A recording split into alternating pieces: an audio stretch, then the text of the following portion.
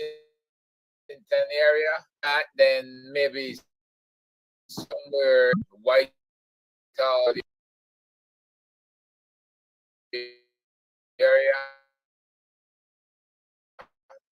Well, 2 years I'm very is a cutting edge man, mastermind. There you go. Are you from St. George's College? No, I'm well, I was gonna say fortunately or unfortunately, I'm not. No. Okay. Not so lucky at all. Where did you go to high school at? Well, I was a country boy and I grew up in St. Catherine Bushes. So we Oh, okay. So you and Andrew went to school together? Well, not quite. No, I was a school dropout and started my business at a tender age, $19 and a bike. Well, $40 on a bicycle at the age 19. One day I'll tell Lonesome the story, But them show them like you, because from rock to riches, when you can get up. No, I respect people like that, when we hear about drop out, we hear about in America, we about even where the one of them drop out of college and all kind of things. One of them from Facebook right back. Yes. Who start them business in a garage, who start them business, but them are the billionaire. Absolutely. Them are the billionaire. So Hylton, how are you doing? Well, good to see you, brother Jeffrey. I haven't seen you in a long time, man. A very long time, but I watch you from time to time, man, and boy, you guys on the vlog here doing a serious job in helping Jamaica, Thank you, man. Thank you. We have to turn the country around. We can't. The country is knocking behind Haiti's back door. We can't allow it. I respect it. I'm reading a book, you see, written by Arnold Bertram. Yes. Norman Manley, the making of modern Jamaica. And I reflected on the time the People's National Party came about. The diaspora played a very important role in bringing back self-governance to Jamaica. And Domingo, working with the group that pulled the party, it was very influential in getting some of the changes that we have seen in Jamaica. And again, I think the diaspora is being called upon to really reset Jamaica. I think we need a reset. And you are playing a very important role in all of that, both all of you. Yes, man. Very, very, very, very. I could start from something though, with crime, right? When you was the MP, member of parliament in St. Andrew there, right? You come up with a plan and we see it work. Yes. Why the government of today never duplicate that? You can explain to us about that plan and why you come up with that plan. It was brilliant. Well, I don't know if it was my plan per se, but what started the whole thing is when I was a caretaker in 2008, 2009, there was a war or friction between two communities in Augustown, Hermitage and Goldsmith Villa. And they started shooting at each other at nights and so on. And an old lady died from a heart attack, just all the gunshots being fired at nights that she couldn't take her. She died from a heart attack. And I felt, as a political representative, I cannot sit by and not do anything about it. And then I approached Professor Barry Evans of blessed memory, who did a lot of work both on crime and with men and so on, and in Augustown in particular. And I said, Doc, how do I deal with this thing? Because I'm not used to them kind of thing at all. I'm a newcomer in politics at that time and really didn't know how to handle it. And Professor Chevan says, look here, by that time, the PMI, along with the peace builders in Augustown, had signed a peace treaty at the university. And he said, why don't organize a meeting with all the stakeholders, all the corner youths? Now we're talking about Gola, Vietnam, Hermitage, Jungle 12, Judgment Yard, Open Land, all of them, Bedward Gardens, and so on. And we had a meeting at his office at the university. And by the way, he said, look here, I remember that time I said, I'm going to invite the Jamaica Labour Party MP at the time, which was Aubin Bartlett. Them said, Bartlett not coming with corner youths. But I called him, and to his credit, he came to the meeting. And let me tell you something, I have never heard people spilling their guts like that. And I listened, it was a shocker for me. And then at the end of the day, Barry Shaman said, look, we need to stop this gun firing and so on. And they agreed. And then after, we just started working with the community, working with the Peace Management Initiative, working with the churches, the police, the university. And there are a group of great peace builders in Augusttown, Rutherford. We had persons like Ken Wilson, who really stood up and tried to hold this thing together. And we did it over a period of time. When I got elected as Member of Parliament, I used the office of Member of Parliament to bring these people together. And what I think was important this Wayne, is we sold the youths a different vision. We said, look here, if you have a little place in Augusttown, and you can build a little extra room in the back of your mother's house, you can rent it to students. If the place is peaceful, we'll have students flooding down in Augusttown. Augusttown could be the entertainment capital of all the university students in that community. And you're going to be earning money from the rental. The wholesales are going to be earning from the students. The shop's going to be earning from the students. They'll come to your dances where you put on your dance. Kind of get up people love dance. And they bought into the vision, and we worked with Jamaica National, quite a bit of stakeholders, and the university offered them loans and so on. And then the university started promoting Augusttown as a place for students, and we had hundreds, if not thousands, of students living in Augusttown. But the crime thing, you see, it has to be managed. Police can't solve crime by themselves. If the people in the community don't buy into it, forget it. So you're right. A genuine partnership of the various stakeholders that came together and said, look here, we don't want this anymore. I'll give you two quick examples. I don't want to hog the mic, but in one of the years, I think it was 2015, I went and met with Sizzler, who has a foundation called Sizzler Youth Foundation. One of the men I took there was from Jungle 12. He said to me, comrade, at 25 years, me not come here, say, because they've just had a riff for so long. But I was able to bring them together, brought Sizzler on board, and he did a fantastic job in terms of coordinating a 1-month celebration of the emancipation. I know Augusttown was named Augusttown in August 1, 1838 in commemoration of Emancipation Day. Okay. The place was African Hill, and they renamed it Augusttown to mark emancipation. So it's a very special community and has a very special place in history. So when we had that 1-month celebration, every corner had a dance, and we all visited each other's dance. People felt good. They were moving from community to community. Sizzler, everybody were moving around for supporting the thing. The last dance was Jungle 12's dance, and somehow there was a wanted man in one of the communities, I think it's Duppy Lane, that fired a shot the night before. And the police said, we're not having any dance there. It's not going to happen.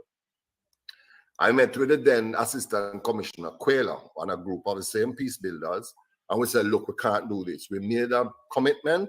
We need to honor the commitment. He agreed. He says, look, we'll put in sufficient security and we'll have the event. While I was doing that, Jeffrey, I called leaders in the community and I said, look here, you can't ask me as Member of Parliament to go look dance for you, and you have wanted man in the community. I say he has to be in custody. And to the community's credit, I think the councillor was very involved at the time. He was handed over to the police the following day. By 2015, the first in 14 years, Augusttown had no murders for Christmas. First time in 14 years. And just after Christmas, between Christmas and New Year's, some fellas killed a bus driver, JUTC bus driver at the terminus in Augusttown. And we went there, the church came out, everybody came out, and we said, look here, this is not what we signed on to, this is not what we arranged. So these guys need to be in custody. And in 2 weeks, they were both arrested. The two youngsters were arrested. So it shows that when community buy into a program, it can work. So we only had one murder for 2015, and 2016 we lost the election in February, lost by a slim margin of 157, I believe it was. to Flavor Williams. And of course, we had 0 murders in 2016. That did not happen overnight. It is the constant work. And I have to tell you some of the stories I can't tell you because they're heartbreaking that I've been through in some of the communities. But you have to stick with it. You have to work with the young people. And the next thing I think that was very different about what we did, I've always given credit to he's now Deputy Commissioner Fitz Bailey. He was senior superintendent at the time. And we discussed it, how we're going to solve this problem. And he was working with us, with the community and so on. And one time we organized, Mr. Morgan, who's a prominent used car dealer, along with Ken Wilson and the rest of the peace builders, organized a meeting with the police at Halfway Tree, putting them in a coaster bus, 2 coaster buses, all the corner youths to go and meet with the police to discuss this business of make sure there's no crime and their responsibility in keeping down crime. To me, that made them feel important. It made them feel a part of the process. And sometimes I don't know if some of these criminals know how they understand how they affect people. They hear the cries, but sometimes I wonder if they do. But I tell you, we got some of those corner youths to meet with the police. The police come pick them up and drag them in a truck to Halfway Tree. They were taken there and had a meeting, and give Fitz Bailey his credit. He was willing to do that. And we brought crime down to 1 in 2015, 0, and coming from a high of 40. Now, in all fairness, I said to Dr. Chang once in passing, Dr. Chang, let us look at the Augustown model, because I believe there's something to be said about how it was done. And there's a lot more. I'll just give you a nutshell of it, but how it was done, and it can be replicated throughout communities. If we do not have soft intervention, it can't be just hard intervention. You can't just buy bulletproof vests and more car and more gun and more helicopter. All of that is fine. And there's a place for hard policing. But until we start meeting with people and getting them to buy into a new vision of Jamaica, a new vision of their community, and work with the youths to prevent problems. You know what's caused lots of these things? A man box a man. What the thing we had in Hermitage is a man box a man. Man go fever and kill a man. And then then you have reprisal. Reprisal.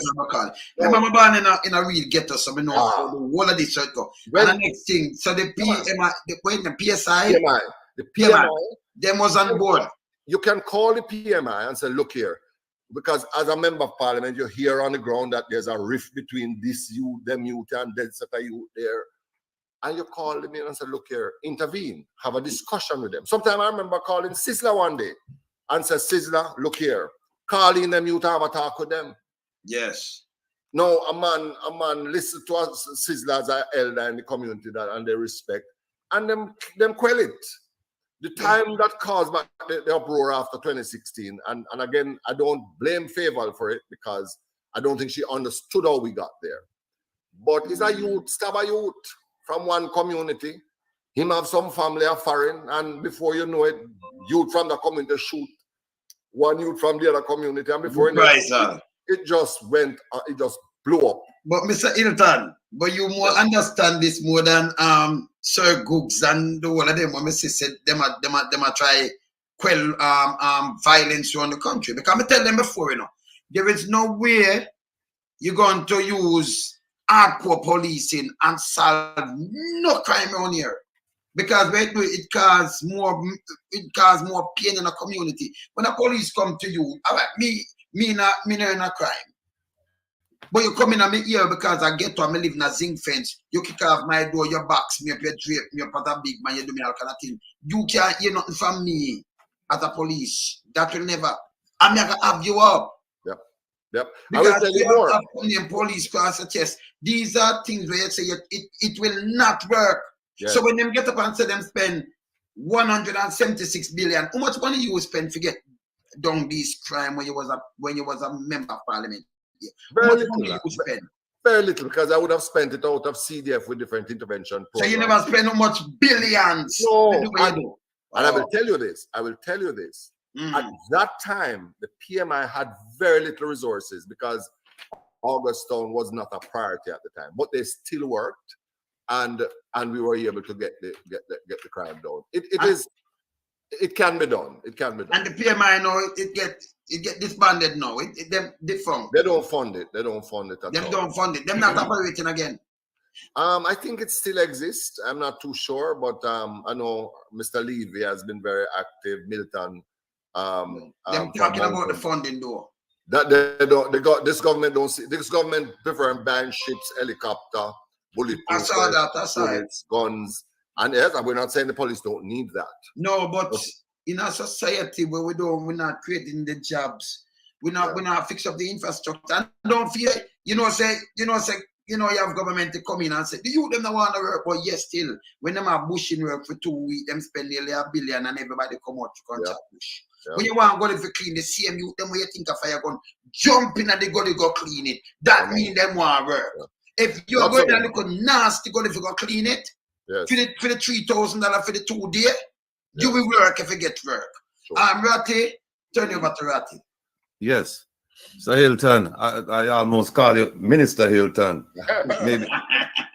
Maybe it's a position you'll soon reassume, you know. But well, let me ask you this. And again, good evening, sir. Let me ask you this.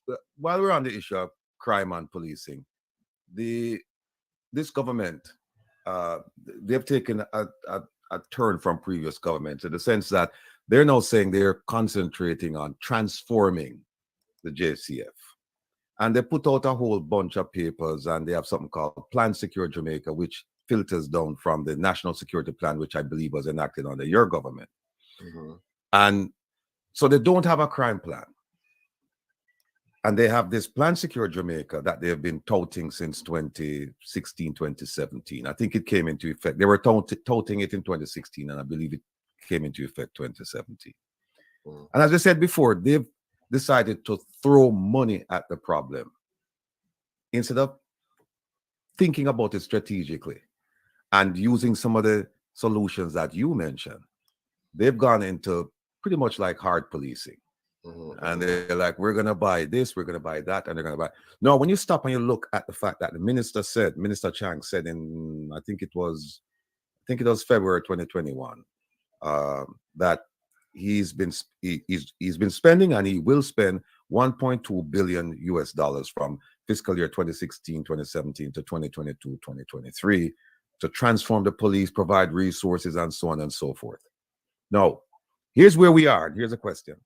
He's spending all of this money on the Plan Secure Jamaica, on the transforming the JCF.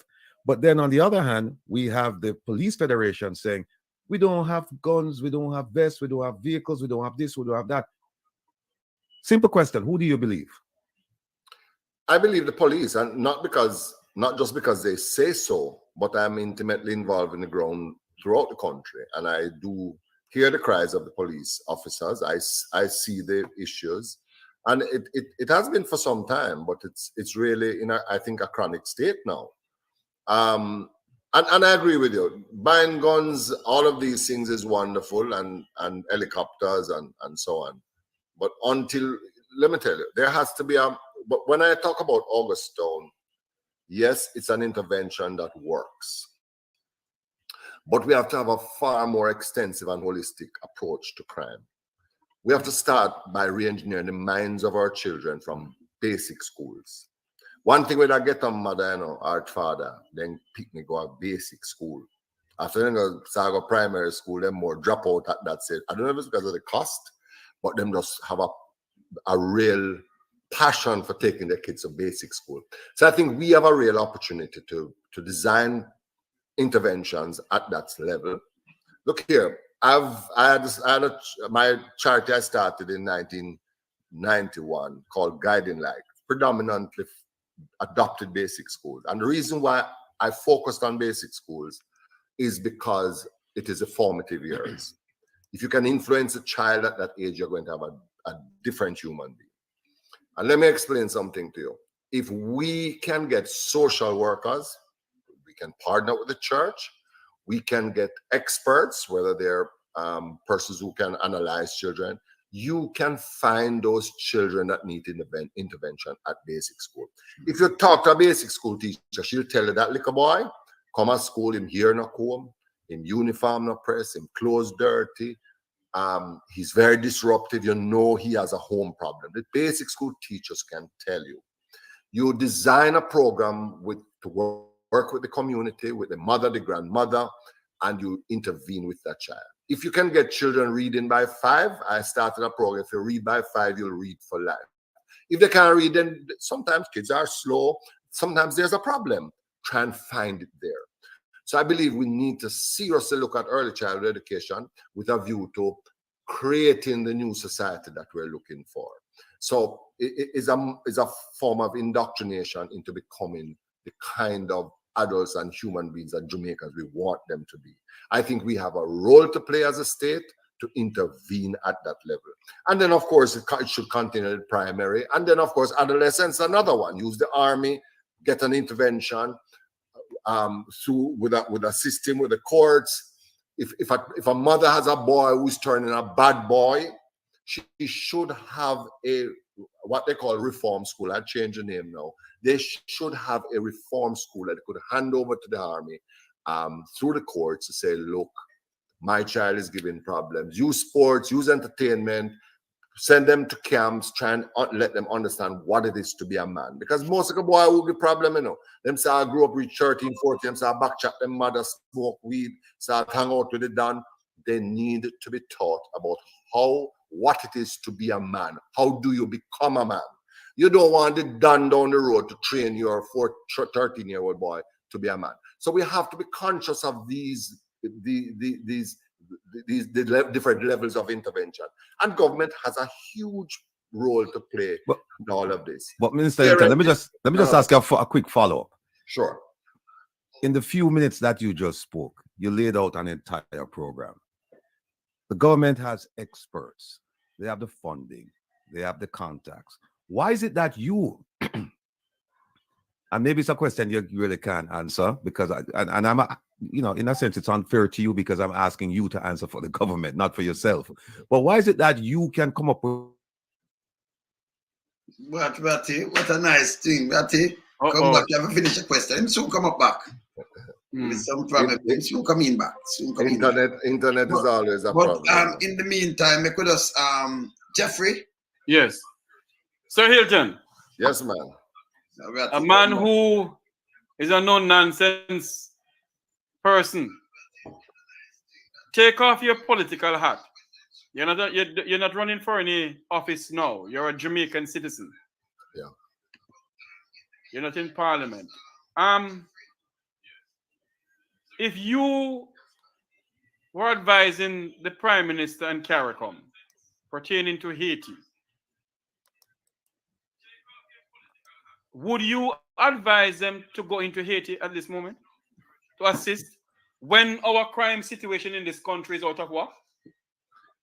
I believe it's an ill-advised move. I think they're back down on it though.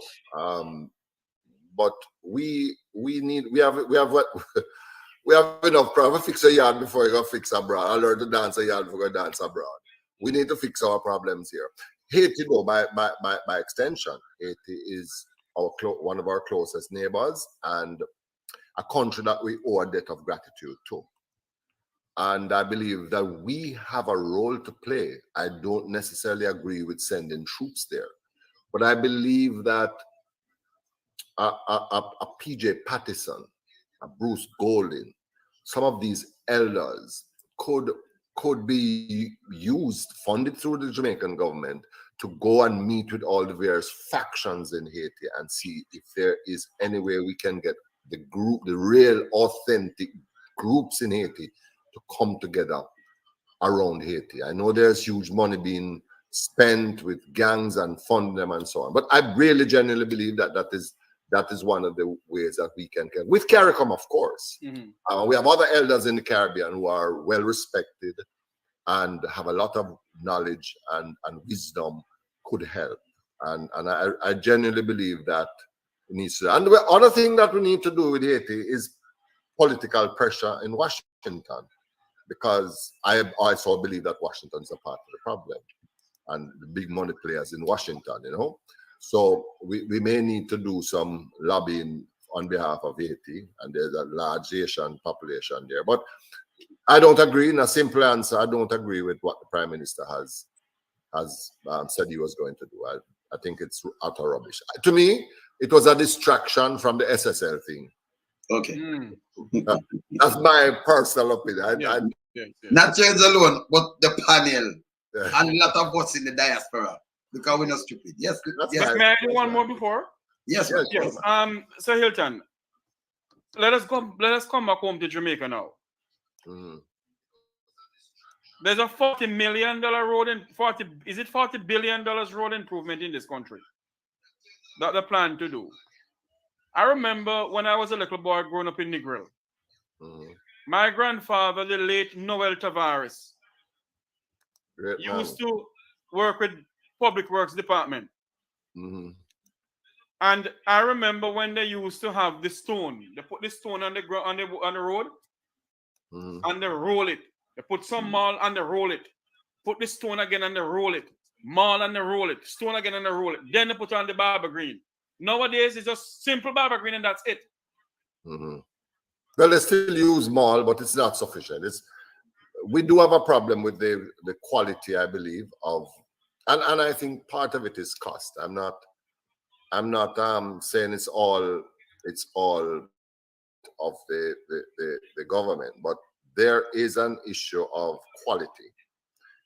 I've seen so many roads being repaired, and in no time they are dug up.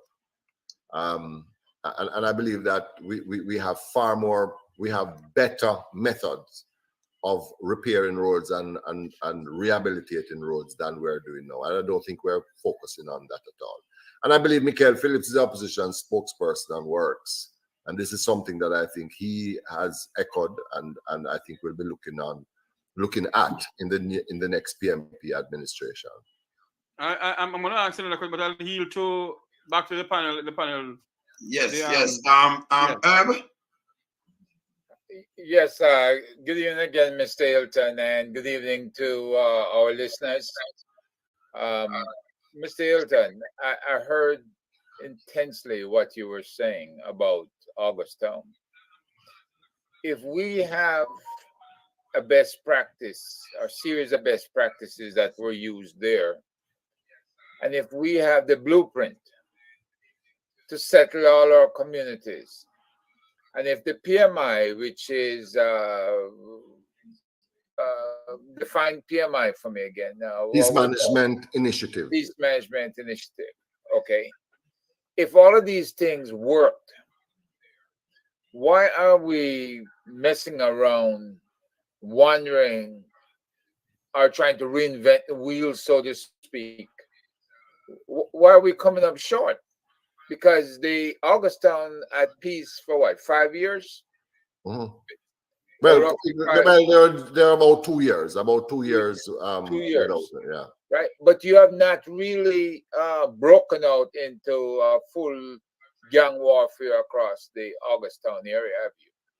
It has since then, because as I said before, it's not let me tell you, it's a process. It's you don't just get criminals or get people out of the habit of crime overnight. You have to get them out of the habit of crime. So it takes quite a bit of management over the period to reduce the crime, have it under control, getting the youths engaged in other activities so their minds will not be on crime. You give them other alternatives. Whether it's through training, whether it's through empowering them in businesses, many things, education. There's a whole lot of things that young people want to do. And some of those youths are very talented, you know. Another thing about the crime, to you see, Herb, is not, you see some youth on a corner, you know, it's maybe one or two of them, maybe one or two really in crime, you know, them just have to be associated with each other and have a turf kind of thing, which you know, has a negative to it. But if you get them out of the habit of crime, then you can intervene with other things. And PMI has programs like these through CSJP. You can get them a skills training. Some people want to start a little business. You can assist them with hold their hands and get them into other things. So you get them out of crime and get them they get a new habit. takes time to break habits. But most importantly, you must cut off the supply of criminals.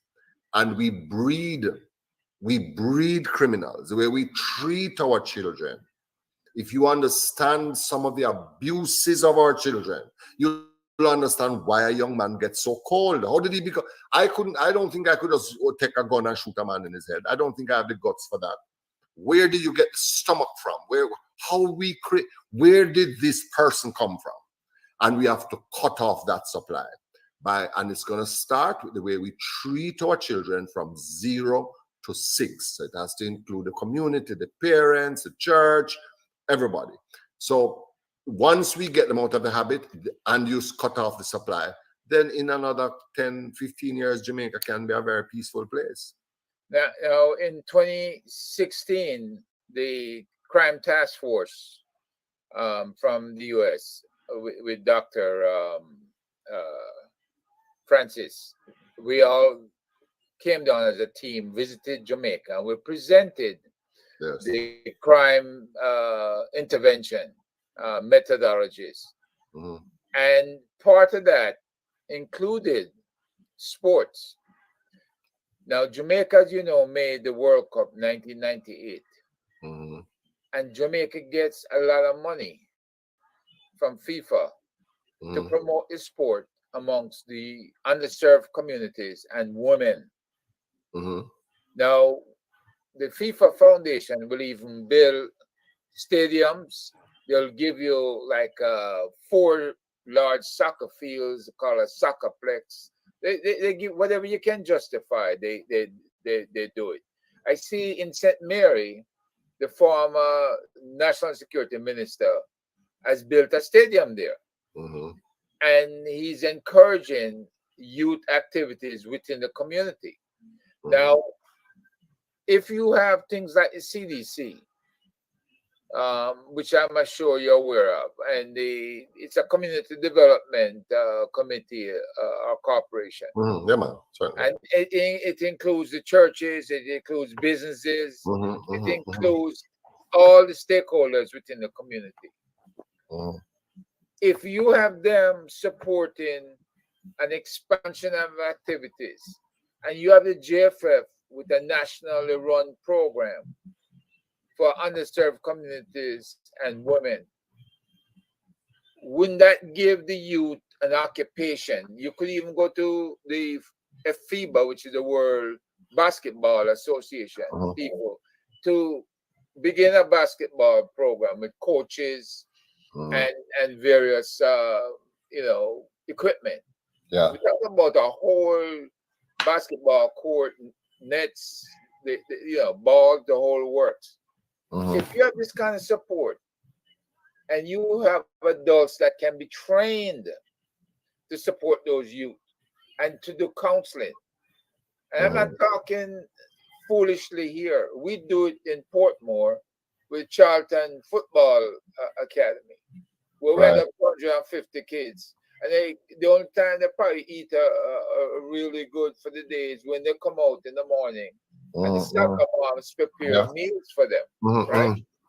And then we train them and then we return them home. So all you need is adult involvement, from what I'm hearing you saying, and you need support. Is there CDC support within your community for these type of activities? As far as, do you have a CDC? Yeah. Well, the former constituency I was involved with is Eastern St. Andrew. And yes, as Member of Parliament, we did have their support. And they've done some good work. I think, very underfunded. But yes, I agree with you, Herb, that if we had programs like those, that's why I said to you, the early childhood intervention, continuing through primary school, and then when we get to adolescence, then we have a different kind of intervention. But we need to be more strategic as a country, everything. What is our competitive advantage? How does that tie into our education system? Are we training people with the right skills that we need to be competitive in the world? We have agriculture now, which is a huge item on the agenda. Are we training our young people? I went to the school I'm from in St. Catherine with my sister on Thursday, and I said to the teacher that when I was a child, we had 4-H active in the school, and I showed her all the coconut tree that I helped to plant as a boy. I can remember that. Why is it that we're not teaching the new method of agriculture, introducing care and farming in a very nice, fun way for kids? And of course, some of the new technologies and so on at the more advanced levels. We need to be far more strategic. Sports is a very important thing for especially our young men. Sports and entertainment. That's why I said if we had the army working with the church, the army, the specialists, the psychiatrists, the psychologists, the counselors, we could get our children, especially our adolescents, male who are giving problems, to release their stress and be trained in some of these areas. Of course, doing some assessment to find out what's their problem and so on. Because some of them have issues. Remember, mental health issues are a big problem in Jamaica. Professor Hylton, I think, said was like 45%. I don't quote me on it. But there's a huge number of Jamaicans who are suffering from mental health issues. And we don't talk about it. We don't even understand it.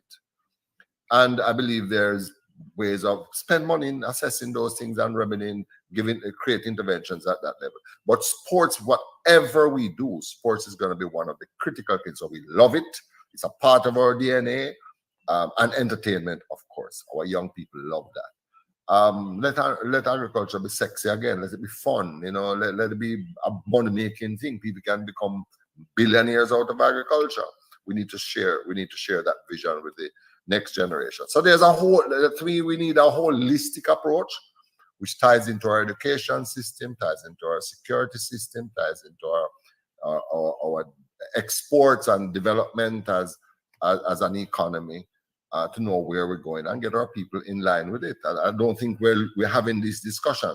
And I must tell you, I'm disappointed in Andrew, because Andrew Holness, who I know fairly well, as a person who was born after independence, you said, well, a young person, let us see what's going to do different.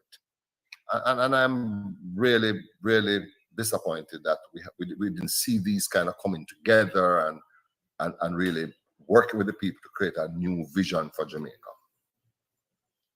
Is it a budgetary problem or what? I mean, I think it's a political will. I think we just don't have the will to do certain things. I think money is secondary. Where there's a will, there is a way. Michael Manley did a lot of things in the 70s that was huge concern where budget was concerned, but he did it. And if we have the will and it is what the people want them to make the people better, they will bind to it and they will work with the program. Okay. You just talk about the kids, right? All right. So we could just put something to that, add something to that. Jamaica full of a lot of broken homes. One parenting system. And you're right, you have to catch the kid them from early, like we said, from early to 8, 6 and things like that, because the one parenting thing, it's really hard on them, family morals and things that break down. Mother sometimes have to leave the kid. The kid get brutalized enough at the time, Sometimes the mother take up her next man and that kid get molested and trouble. So most of the time, whether boy or girls, most of the time the mental capacity, not stable. Yeah. You understand? And then don't have nobody to talk to. Because they find out, say, well, you have a one parent, like you don't see a father. Mm-hmm. And if a man come in your mother life now, him do all kind of things, box you down, beat you, and then you can't talk because your mother now pick up for you, She'll say, I'm a pay the rent, I'm a pay that, so you have to keep your mouth shut. And if our daughter are the same thing, even if the man molest her, that's why you see what going in Westmoreland the other day, the little 9-year-old girl, you must have somebody near to her. Very sad. And you say, at the man where mother did not talk to me. I said, well, I'm not sure. And then them must be. But I must someone near to her. It wouldn't be somebody from town when I know the mother, when I know where she lives. Them never met them before. So it would be somebody from town or next parish when I know nothing about this little girl going out this, you can just see her and attack her like that. Must someone close to her. That's why I tell the police all the time, when you investigate case, they investigate inside out. Yep. Something happen here, you start from the inside, investigate from inside, right close to them, go out. That means you have to clear everyone around them. Them have to get smart. Start the real policing. And we have to treat the kids them better. We can't wait to when they reach 13, 14, the boy pick them and send them off.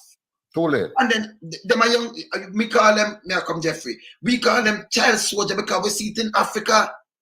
But we see era leaders and what them call them warlords. Have them turn and kill all them one parents. For Christ's sake. And we know that.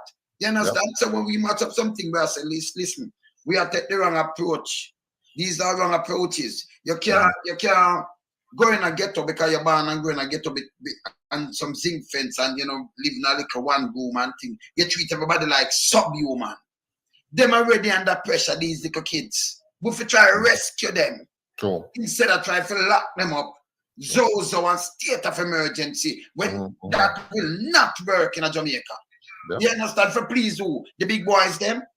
Them do more corruption more than anything else in a Jamaica. You understand? It's not the poor people them import the $6 billion worth of junk every year. We put $300 and I devalue it. Because if you don't have the US, you remember say you have to use the Jamaican to buy US and we don't have it, you know what already, and then we'll get exported like $1 billion. So you run down the country, PSOJ, and the whole of them you talk, but you understand where I'm coming from. And the big boys. And I get the people them that have the money. We start to invest more in the kids more than one, kill off the future generation. Out of that, all right, all them recruit more police and teachers and nurses from the same ghetto. You think of the big boy picking them at turn police and teacher and nurse and them thing there? No. You understand? It come from the same ghetto. The same ghetto, the same set of pool of people when them are killed. It needs to stop. Yes, Jeffrey. So Hylton. Yeah, Jeffrey. If the People's National Party should gain state power. By the way, are you going to run in the next election, sir? I have had discussions with the party, and I presently serve on the executive of the party, and I do what I can, But I'm thinking about it. You should be. Yeah. I'm thinking about it. Why I went down that road, Pardon me? Why I went down that road, you see? Yes. There's a young lady by the name of Senator Gabriela Morris. Yes. I think that's the next Portia Simpson Miller. Yes. Good girl. Of Jamaica and of the People's National Party. Yes. I'm going to say this to you. And you can, and I know party leader may be watching and everything, and other people may be watching. Yes. If the People's National Party want to gain the youths in this country, Senator Morris is the best person to go around the island with the party leader to gain the traction of the young people of this country who is saying, "Men, I vote because I'm not vote for." Yes. Yes. If you listen to that young lady speak, which I know you listen to her, the charisma, the passion that she has for this country. And I'm saying to you tonight, sir, in order for this party, the oldest party in the Western Hemisphere and in the Caribbean, to move forward for young people, one, they have to use social media. Two, one, they have to get Miss Morrison along with them. Don't leave her along there because she's a senator. Bring her up front. Yeah. Bring she up front for she to get the young people of this country to use social media a lot. Yes. Because there is no way, absolutely no way, if the People's National Party don't move forward for this country, then God help us. True. Absolutely. Jamaica is going down a slippery slope. And as I said before, let me make something clear. My gay back smash up. I am only a Jamaican. I'm talking for this country. That is it. I don't come here. I came here by labor pain, not by aeroplane or party pain.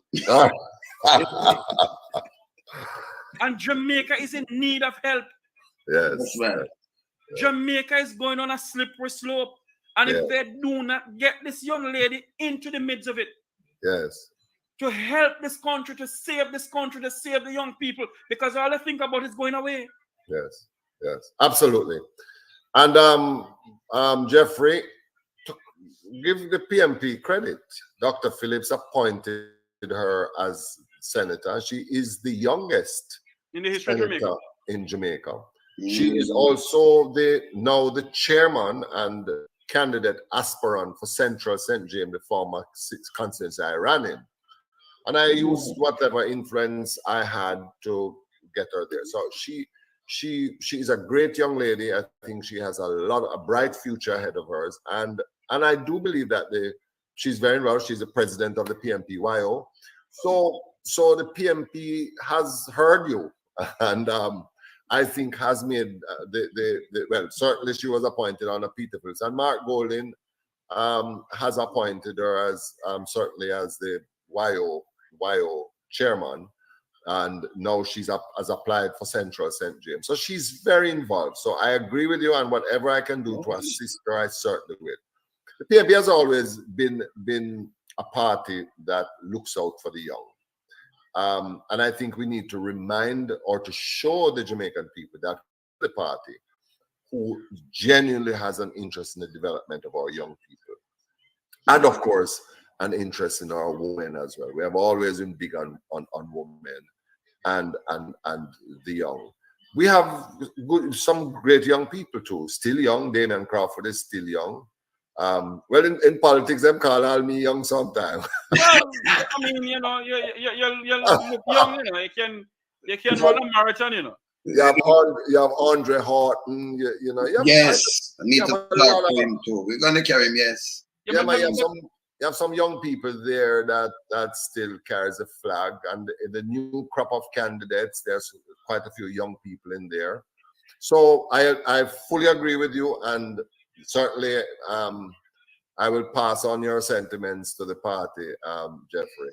I will definitely. Please do, because I did a series on her, Wayne Lonesome, myself, and the chairman of the Jamaican Dias. What is Dr. Francis role again? Sorry. Dr. Francis, yes. He's the head of the Jamaica Diaspora Crime Intervention. Okay. We did a series on Senator Morris.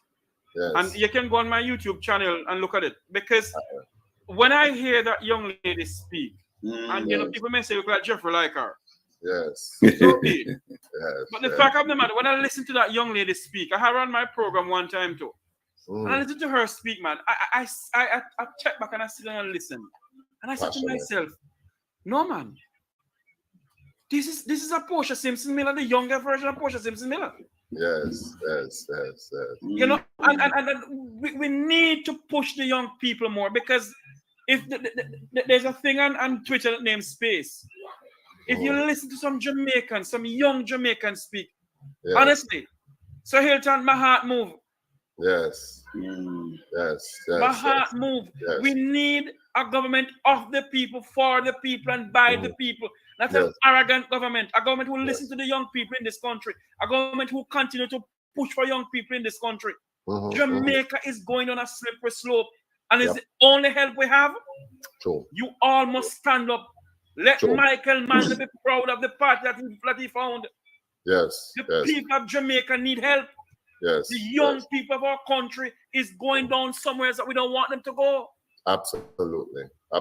And on the other side of the coin, there are some wonderful, educated, positive, promising young people.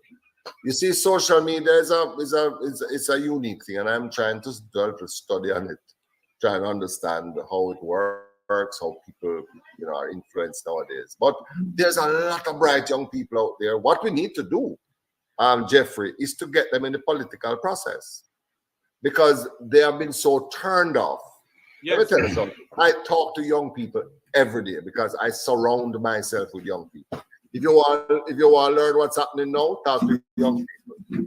Yes, you can't even tell them about what used to happen yesterday because they're tired to hear about history. They don't have the interest in the history as they ought to. Because I think in Jamaica we start our history with slavery, and to me it's a turn off. When you tell a child that you start with slavery, rather than telling about the greatness of our African ancestors and that we are the cradle of civilization, tell them of the greatness that we have accomplished, and then you can talk about the phase of the Middle Passage and so on. So we have to find a way to get through to the young people to understand the importance of politics. Politics has been painted as this corrupt thing, but politics is too important to be left only to politicians.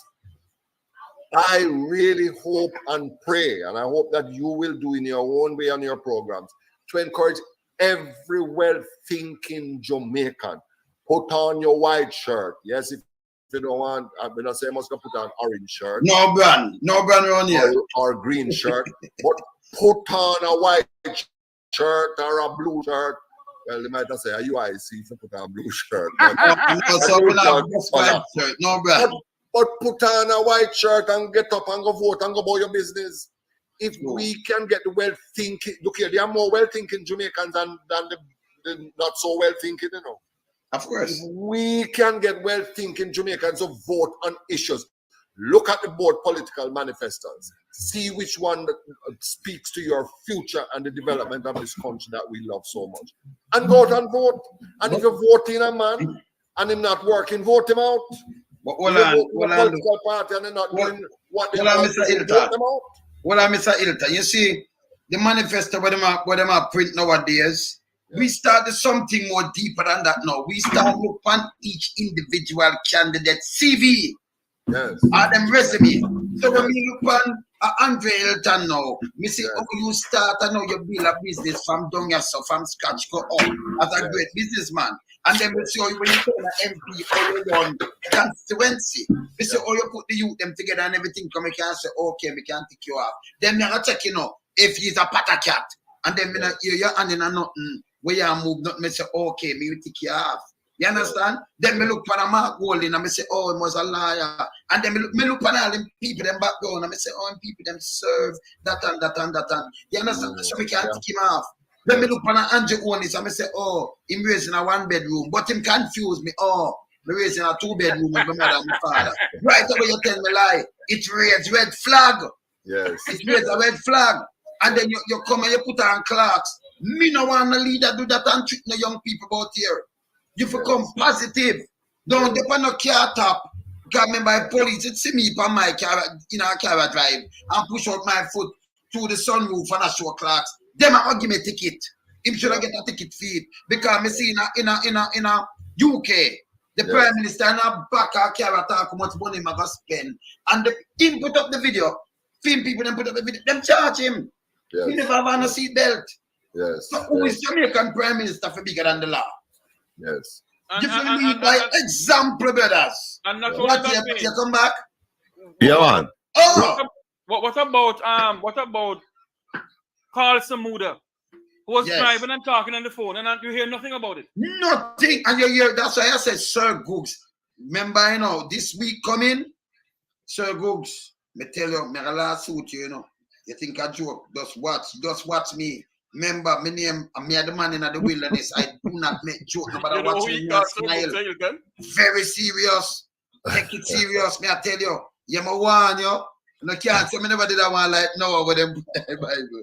You warn you. All right. Because it's a danger to the society of Jamaica. No longer we keep you there. We people them in a danger. You know, before you, Mr. Rattigan, come on. You know, I always tell this, Mr. Hylton. Yes. And a lot of people vex with me, and in my own family. I said, and I'm going to say it publicly. The criminals, along with the Minister of National Security and the Commissioner of Police, are a clear and present danger to the national security of the citizens of Jamaica. Of course. How on earth can you have a Commissioner of Police who his rating is down along with the Minister of National Insecurity and Injustice? And they are still there. Yes. And then who moved them? The same prime minister when he was in opposition, the foot upon the other shoot him and say, listen, him look pan Azan. And I say, it's a dark night for Jamaica because the prime minister now move him on corruption. And at the same time when I talk about Azan in 2014, remember, him film friend of the contract, not in a film constituency, not carrying what but in somewhere in St. James, your business partner, and I get more and more contract from where? From the ministry where you are run. You below so quick. And nobody must question you. Come in here, Ratty, because when me a blaze a fire, me spit, Yeah. Yes, Mr. Hylton, look, I want to apologize to Salons. I want to apologize to the audience. I don't know what's going on here, but it looks like the third force. Tell them say your man. Yeah, because Jeffrey, behave yourself.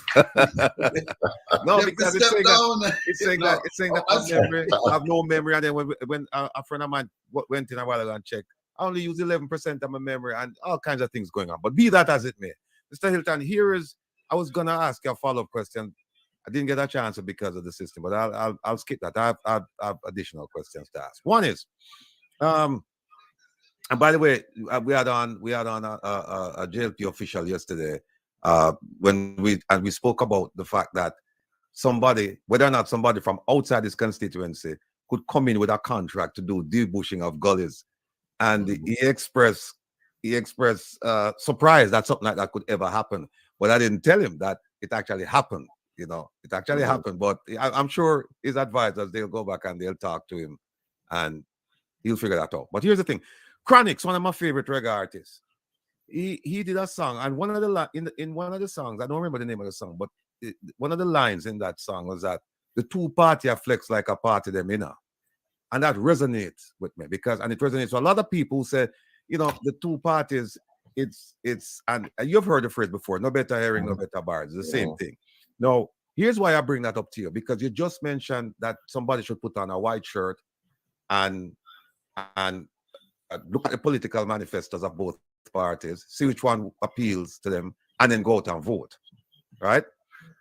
The reason why that kind of awakened my senses is that in 2016, the current Prime Minister of Jamaica said that within the first 100 days, he would do a number of things, including submit resolution, impeachment. No. Yeah, but submit a resolution for term limits for the Prime Minister, right? Then this was 2016. Last year he came to Washington D.C. to meet with local, well, not local, but to meet with U.S. government officials. And in his town hall meeting, this same Jeffrey Tavares you see on the program here asked him a question about that particular manifesto position. And here's the answer he gave, Jeffrey. He said, in 2016, that was part of our political manifesto. But in 2020, it was not part of the political manifesto. So you see why I'm concerned when I hear the term manifesto, because you can always say whatever. I mean, politicians, by and large, they say what they feel will appeal to people, especially during an election cycle. You never hear them say, "Oh, if you vote for me, then I tell you what, you're not gonna get any jobs." Or they won't say anything negative. It's all positive. So that's the first thing I worry about when I hear about political manifesto, because you can write anything, you can say anything, and then once you get into power, you do anything and you say anything. Going back to what the Prime Minister said and what he's now saying and what he's doing. And the question I have for the Prime Minister, if he's listening, and I'm sure his advisors or some of them they're listening, is this: that those promises you made in 2016, or particularly that promise that you made in 2016 regarding term limits, and you say it's not you're going to do it in the first 100 days. You hear excuses that, COVID came about. They say, okay, all right, fine. It couldn't do it in the first 100 days. But how about the first year? How about the second year? That's how right. about the third year? How about the fourth year? And then now it's not in the manifesto. So I'm like, I don't have to do it. Partial, I don't have to do it. But Ratty, so 2016, COVID never came about till 4 years after. 2019. So three 3 years. Days or 3 months. Yeah. 3 months and like a week. Here's the second point I want to make. We had on a government official yesterday on our program. And he gave me the statistic. He said 80% of tertiary educated people for the past 30 years, they've fled Jamaica. So I said to him, and then he was lamenting the fact that there are opportunities in Jamaica, but people don't want to work. So I said to him, so, I mean, what do you really expect? Because what you're saying is that all the bright people gone and up here done spot left. So what does that portend for Jamaica? And not only that, you have university graduates right now who can't find jobs because you're graduating and you have jobs. In fact, university graduates working as telephone operators in call centers. Yeah. So, absolutely. So given that landscape, given that scenario, the fact that if we assume that what he's saying, if we take him at his word and say, look, what this guy said is true, 80% of the top level graduates or 80% of the graduates, they've left the shores of Jamaica. So we're left with dun spots. And we're left with dun spots who, according to this official, don't want to work. What is your plan then to get the dun spots then?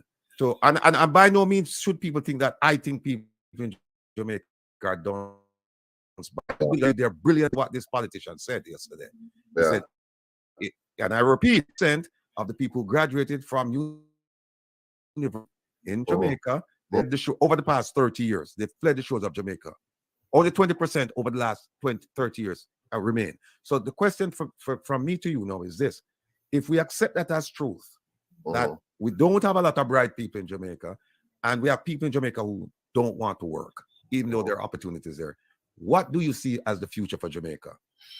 Well, first of all, I don't agree with the statement that it's only dun spots leaving Jamaica. I don't believe that. Yes, we have a brain drain problem.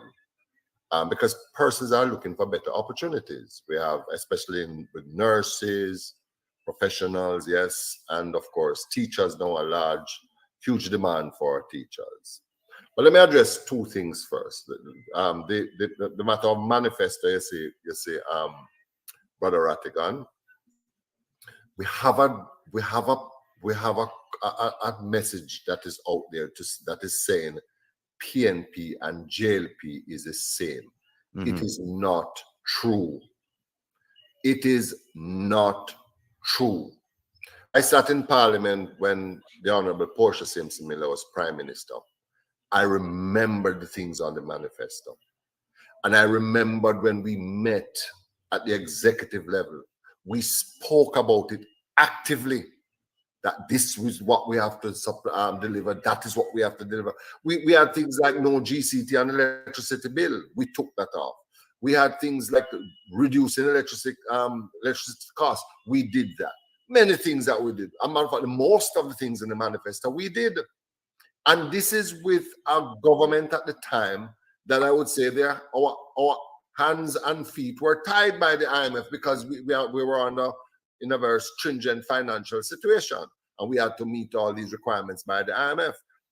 Dr. Phillips and Portia worked very hard. The diaspora played their role as well, and we have to give credit to the diaspora to help us to even get an IMF agreement in 2013, which led to the stabilization and the recovery of the economy and the recovery of our respectability abroad.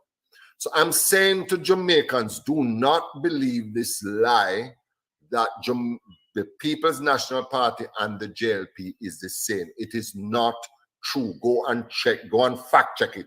Check it. We are a party. Look here. After the plantation, I tell people this all the time. After slavery, we as Black people were kicked off the plantation without land. So we were all squatters.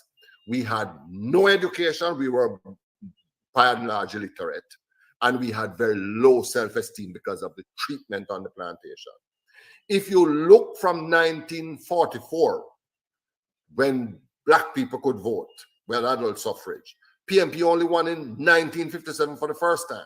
If you look at what the People's National Party have done to address those three ills that affected the masses of this country, then you will see which party has done the most and continues to do the most. No, I'm not saying that we have to live off the past because we are now talking about the future. Look at the last manifesto.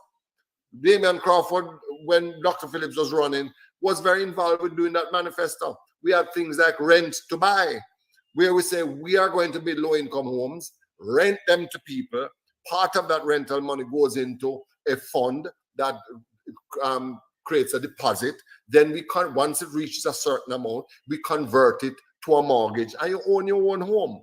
We had an allowance for electric light, water to stop this thieving of electricity. We had an amount. We had paternity leave that we proposed, plus many other things that were absolutely in keeping with what the Jamaican people wanted.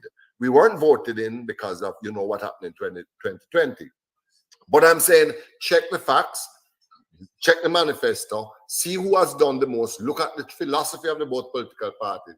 I tell people, look at what's in the belly of the both political parties, understand the culture of the both political parties, and know who is likely to do what. Sorry to interrupt, but let me just say this, that let me just be absolutely clear that I agree with you. I don't believe that we have done spots in Jamaica, but I was just making a point that we had a person on yesterday who said 80% of the graduates, they've left. And so the question, if that's true, then you have to ask yourself the question, then how do you address the people who are there right now? Because my understanding is that I think it's like 150,000.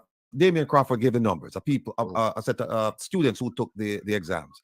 And I think it was only like a third passed so that they could move on to higher education. And he was saying the 100,000 or so that remain, they are potential gang members. And it's like, so what is the government doing to involve these people into the development of the society? And we haven't gotten an answer yet. Again, we haven't spoken about that, but Damon has done an excellent job. I listened to him in Senate recently, and he has done a masterful job in analyzing the situation in education and offer some solutions. We must take education seriously. I believe that what we have been doing really has not worked as effectively as we should. I think we need to retune the education system to suit the Jamaican populace. We adopt these foreign things and so on, but I think that more can be done about education. That's number one. Number two, as I said earlier, we must educate with purpose. You can't just, maths and English is good and there are certain fundamentals, but we must know where we're going as a country. Just like Lee Kuan Yew did in Singapore, we need X amount of engineers. We must educate with a purpose of the development of our country. The next thing, look here, Jamaica has one of the greatest, we are a huge brand in the world. The Jamaican brand is huge. Have we really discussed this with our people? We have some who they call dunce people in school. They are very creative. Sometimes academically they don't do well, but they are very, very creative. Some of the big businessmen didn't do well in school.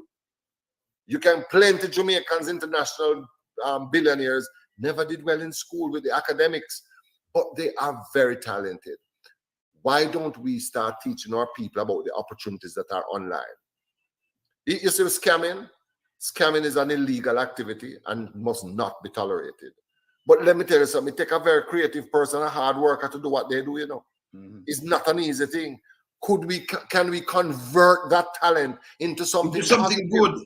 Yes, yes. We need to look at the brand Jamaica. We have the internet with over maybe 4 or 5 billion people. So we don't need to spend $4 million for a 30-second ad on CNN anymore. We can use brand Jamaica and produce things and sell to the world. Everybody wants a little piece of Jamaica. We are not thinking, yes, it is done in parts, and JBDC is doing a little thing there, and Jampro is doing a thing, but it has to be done in a far more macro way. Just like Lee Kuan Yew developed Singapore, we need to sit down and look at our strengths, do a SWOT analysis, and decide where we're focusing on for the next 10, 15 years. That's why the Vale Royal talk is so important between both political parties. That we don't need to quarrel about certain things, and we can focus on the kinds of exports, kind of development, and unleash the natural entrepreneurial opportunity, ability of our Jamaican people. Jamaicans are some creative people. We have an entrepreneurial spirit and ability that I don't think we have harnessed. And I think those are some areas that we need to look at to develop and let the country grow. We just need to think out of the box and start being revolutionary in the things that we do, both in terms of education, the intervention with the homes and the children, how we develop our economy, how we develop agriculture. Look here, man, we need to be holistic, and we need persons with vision who understands it to help to develop it so that we can solve the problems of Jamaica. If we have the economy fix the home situation, in 15, 20 years, Jamaica can be as peaceful as Switzerland and as prosperous as China. Okay, so I'm going to carry Jeffrey, but before I carry Jeffrey, right? Them say 80% is Ratty. Yeah. 80%. Yeah. That person does a talk, you know, for us, please, government.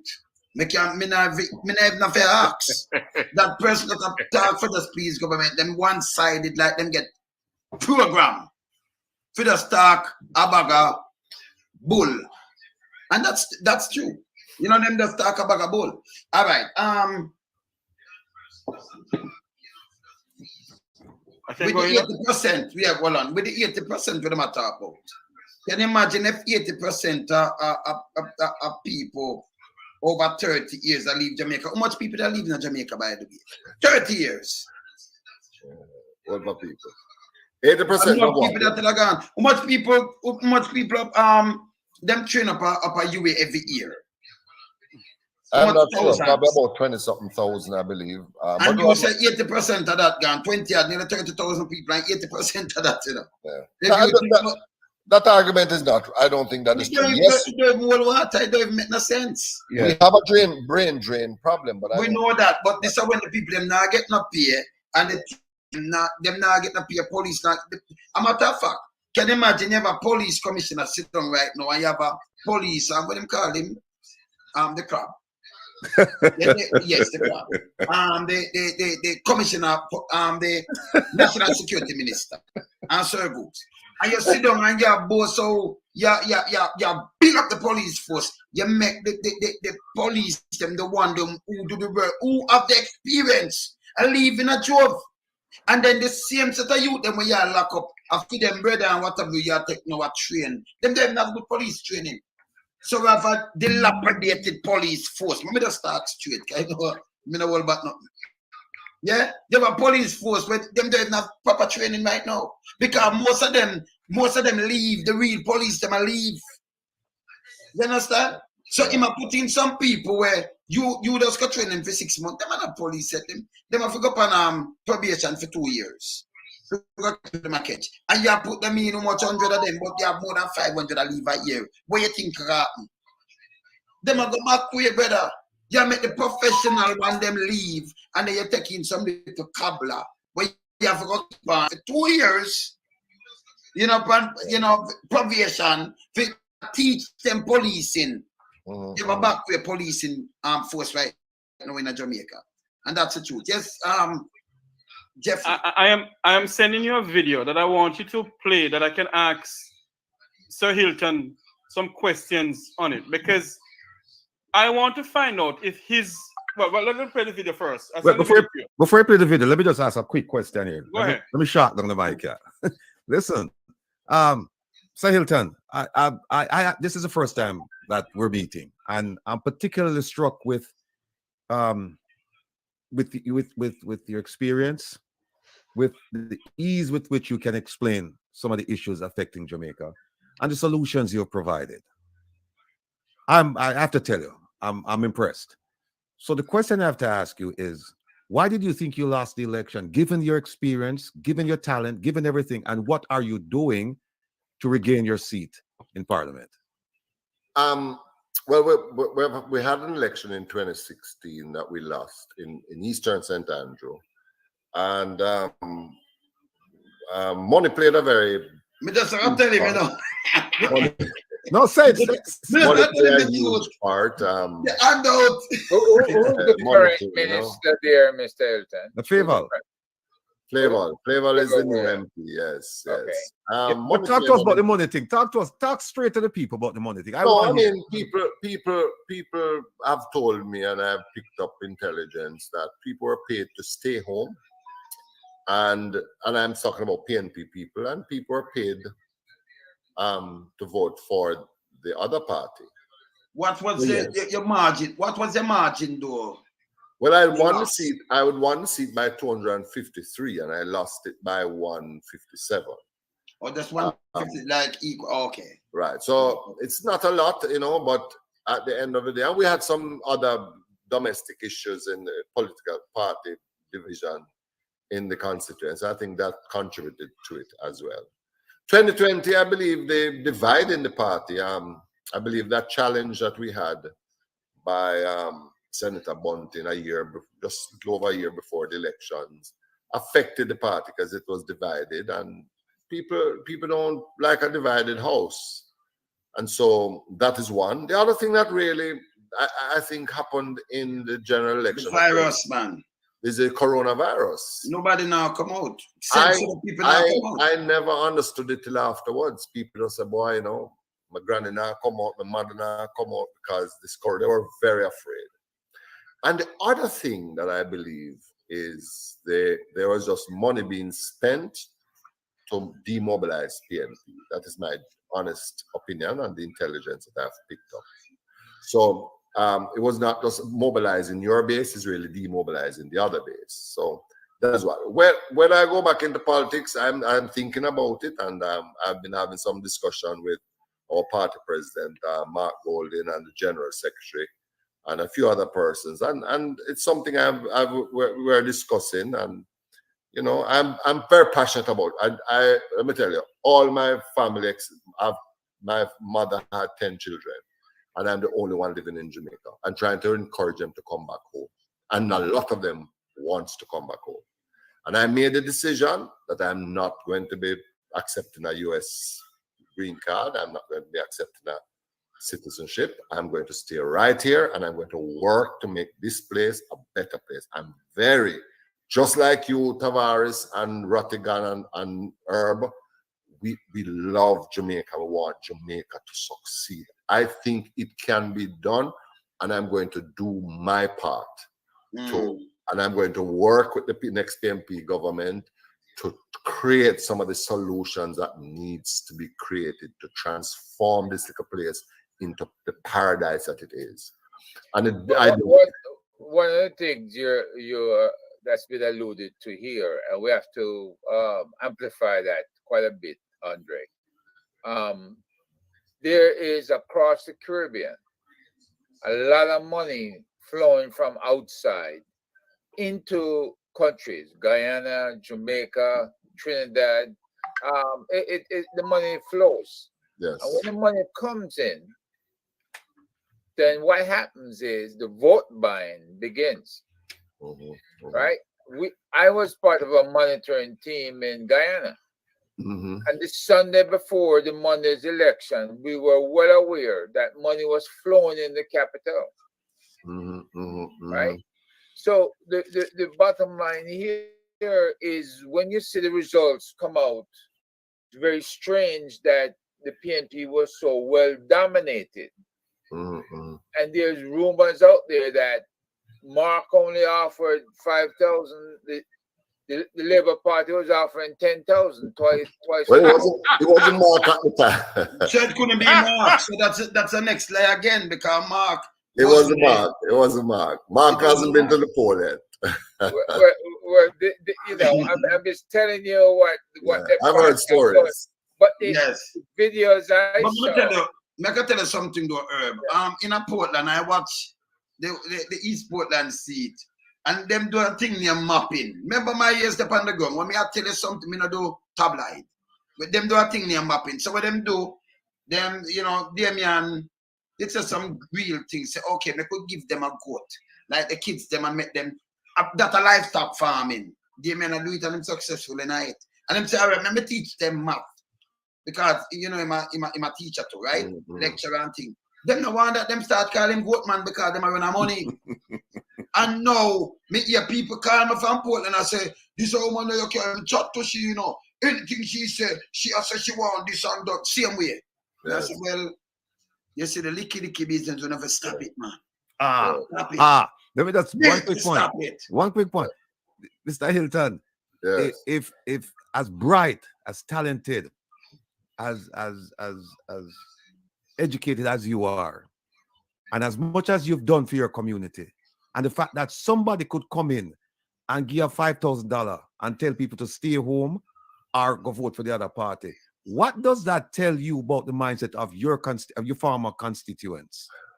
Well, this is why I said, Rattigan, that the well-thinking Jamaicans have a responsibility to their country. When a man hungry, him not say a politician or especially the young youths, see a $5 grand or a $10 grand and a rum and boom and him feel nice. Him don't know what he's voting for. We take civics out of school. So the little you just don't even understand. Him just get caught up in a euphoria and party and rum bar and money and run and go do a vote. And to me, those people, a lot of our young people just don't think. No, they have found out. A lot of them have come to me and said, boy, every time I make a mistake, you know, we never know. Because they really got tricked. The well-thinking Jamaicans are in the majority. The lower middle class, the middle class, upper middle class, the upper class, the people with intelligence, the people who go to school, a lot of bright people in Jamaica who can think, who can vote on issues. I want you to help with your shows to see if we can get those Jamaicans. March 30th is the end, the enumeration, the cutoff date for the next batch of enumerations. I want to encourage every Jamaican to get enumerated. You know, I'm talking about middle class people. Election day, then go out and say, boy, you know, I go vote, you know, but boy, you want to say, I do have a vote. Because they don't take the little time, the 15 minutes, to go to the EOJ office, get enumerated. So election day, you can go vote. You don't have to have the ID to vote once you're on the voters list. You can vote. Every political party, and I'm sure this government is afraid of persons who will vote on issues. And I believe if we can encourage the young people who are lots of bright young people out there, lots of well-thinking Jamaicans, to be responsible. Look here, our ancestors died, was slaughtered, drawn and burnt and treated badly so that we, their great-grandchildren, could have a choice.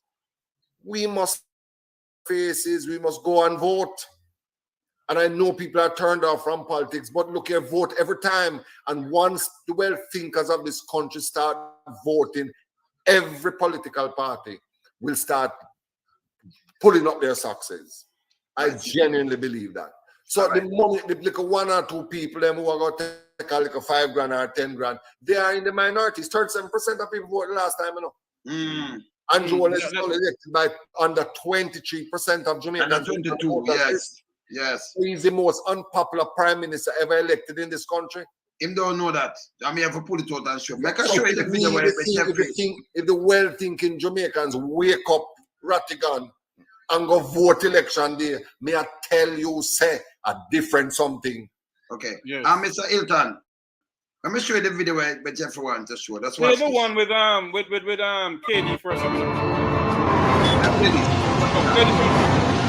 Within our first 100 days of government, we will start the legislative process to fix the date for general elections in Jamaica.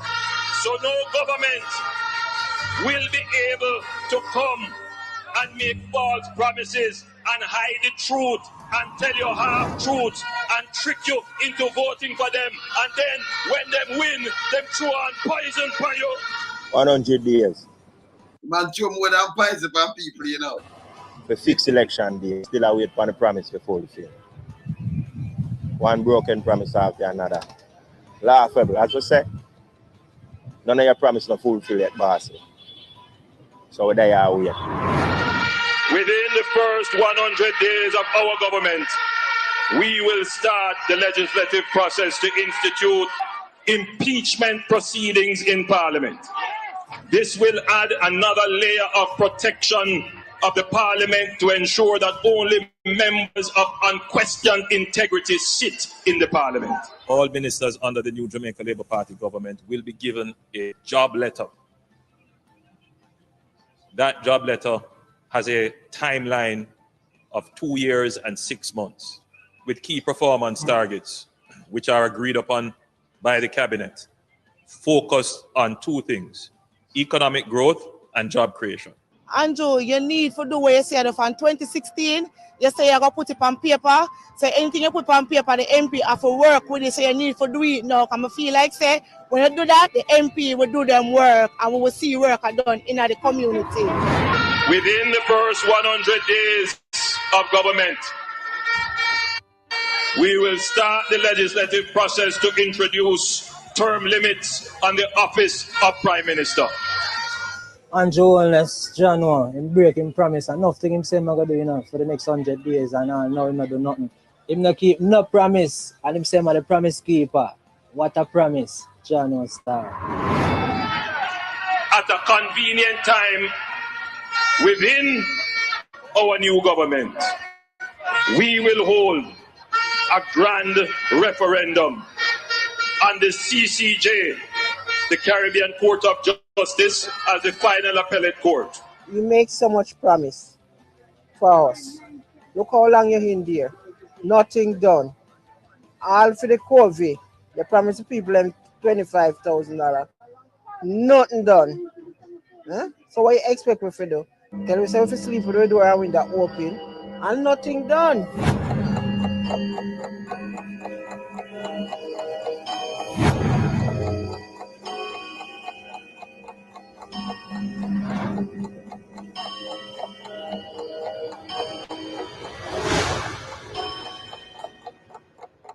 Now, when you look on that now, my gosh, where the answer that answer now? What Andrew can tell me say now?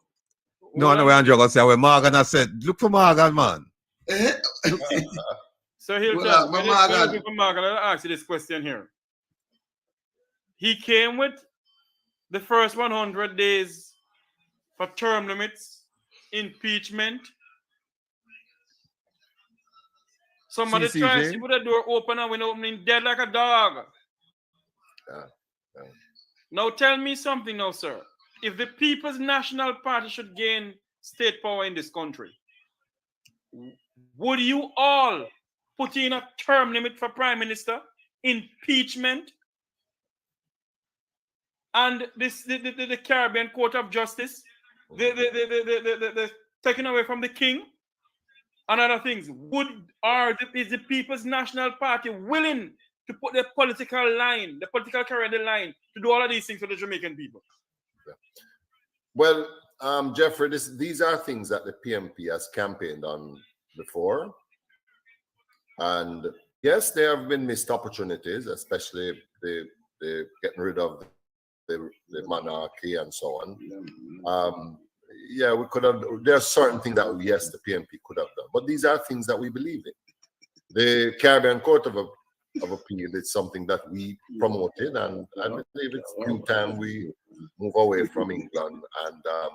And definitely, to answer to your question, it's what we believe in, and I believe that Mark Golding and the People's National Party would be willing to do those things. And I'm sure in due time you will hear our manifesto, and we take our manifesto very seriously.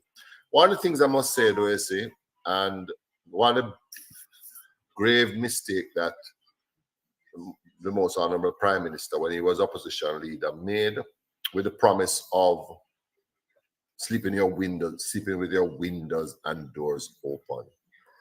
I don't recall anywhere in history, Bustamante, Sangster, Shearer, Michael Manley, Eddie Stiaga, PJ Patterson, Portia Simpson Miller, Peter Phillips, Bruce Golding. Bruce Golding. Nowhere in history I've ever heard a opposition leader or prime minister campaigning on crime. I've never heard it before. It is so wrong. And there's a church bishop in Montego Bay that wrote an article in the Observer. and said that the Prime Minister should apologize to the people of Jamaica, should apologize to the church, and should apologize to the PNP for that statement.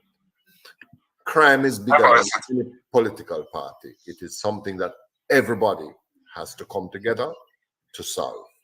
And when you go out and tell people that, it's certainly one of the biggest blunders that Andrew Holness has made. But it's obvious that this government has embarked on a public relation strategy of running the government, and it has become a public relation government. But the people are finding out that it's not connecting. Look here, never in the history of Jamaica have we seen almost every single ministry advertising on mainstream media. Every agency of government is advertising. Down to the JCF is advertising. And I mean, there's a place for education and so on. A huge advertising program. So it has become a PR government. But at some point, the people are going to say, look, it's not matching up. It is just not matching up. And it shows the danger of any political party, any political leader in Jamaica to get up and frivolously make stupid promises to the Jamaican people. And these are the things why the people are so turned off from politics. You know, Andrew has, yes, people were kind of turned off before, but it's worse now because there are a lot of people that hope in Andrew Holness.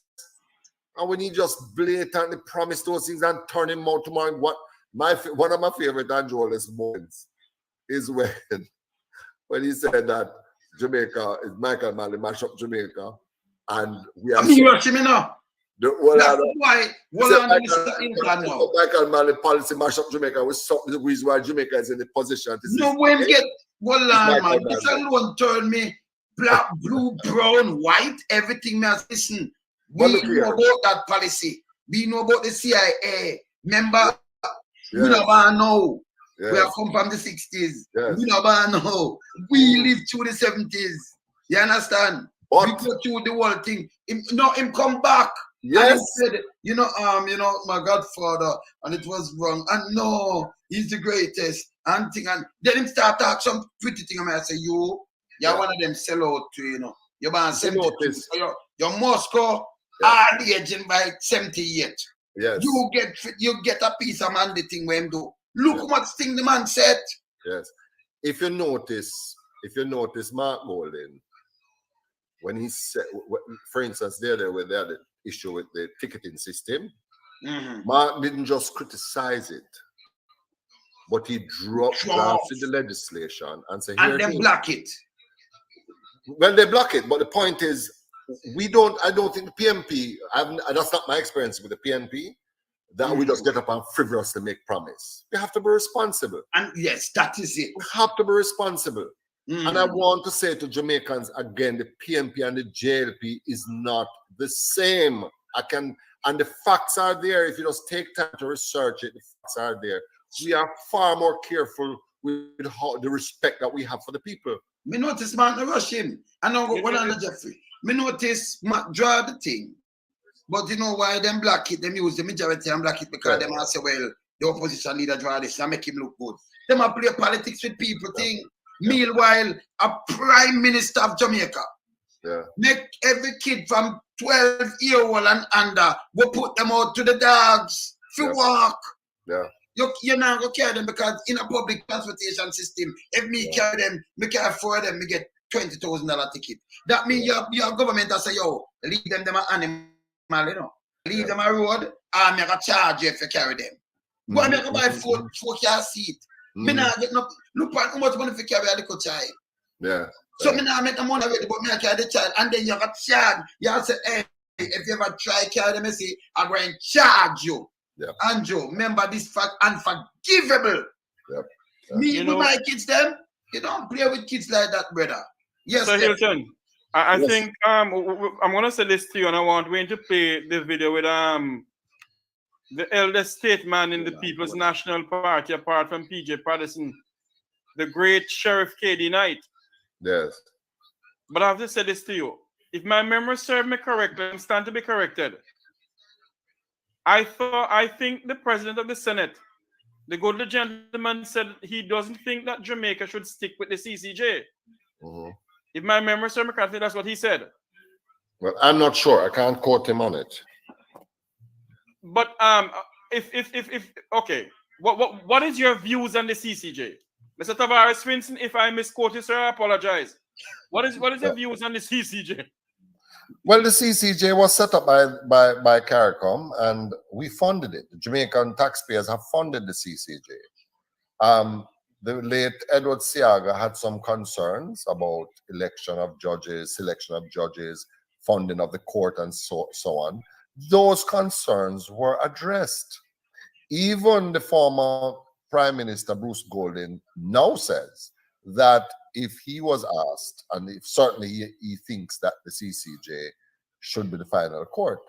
We have, I think, even Jamaica, we have an excellent judiciary that has, they have distinguished themselves, and the people of Jamaica has faith in the judiciary, and by extension the Caribbean. And we have some fine minds, I believe, that is able to adjudicate on these issues. I find it very insulting that a Jamaican, if he wants another opinion or the final court, he has to get a visa to go to England. It is very expensive. You know what it costs from Jamaica to go to England. And of course, I don't think the Lords of England is brighter than our Caribbean judges. I don't. And the Jamaican Labour Party needs to stop the foolishness. They have found themselves in a pickle and they just don't know how to get out of it. But the Caribbean Court of Appeal has ruled and has proven themselves to be a competent court that is capable of being the final court for the Caribbean. And we must cut the foolishness and deal with it. It's taking too long. So I'm fully behind having a CCJ. Can you play the video with KD for me, please? All right. So make a play the video with. You did ask me for some. Make a seat here. Hold on. Right now, hold on. KD. The great star boy, man. Yeah, well, before, yeah. Pack your bags and go. Yeah. That famous pathologically mendacious. It's bad, you know. It's bad, man. KD is a fine man. I have an utmost respect for KD Knight. Actually, Yes. someone that I love to talk to. He's really an excellent mentor and one of the finest minds that we have had in the country. Okay, all right, here goes. Here goes. Let me tell you the problem. And people don't seem to understand this part of it. Money is not easy to come by. You ask people for donations and so on. Volume win. They give you some. This one low. I don't want to tell you who was Oswest's largest donor. I don't want to tell you who gave him the most money. But I'll tell you this. Much of the money that the Labour had spent in this election was money that they stole from the people themselves. They stole that money and they stored a part of it to use in buying votes. It is not through the generosity of others that they were able to get the whole set of money that they had. This was as a result of them stealing $14 billion from the public purse. 14 billion, that's $4.6 million from every single Jamaican, including the beggar who was to pay GCT. And then they took it and they bought my black brothers and sisters. This is a return to slavery. That's what it is. But this time is not the white man buying the black man. It's the black man putting up himself for sale to anybody, whether black or white. My brother, we are going to regret this. I will be gone. I will be gone.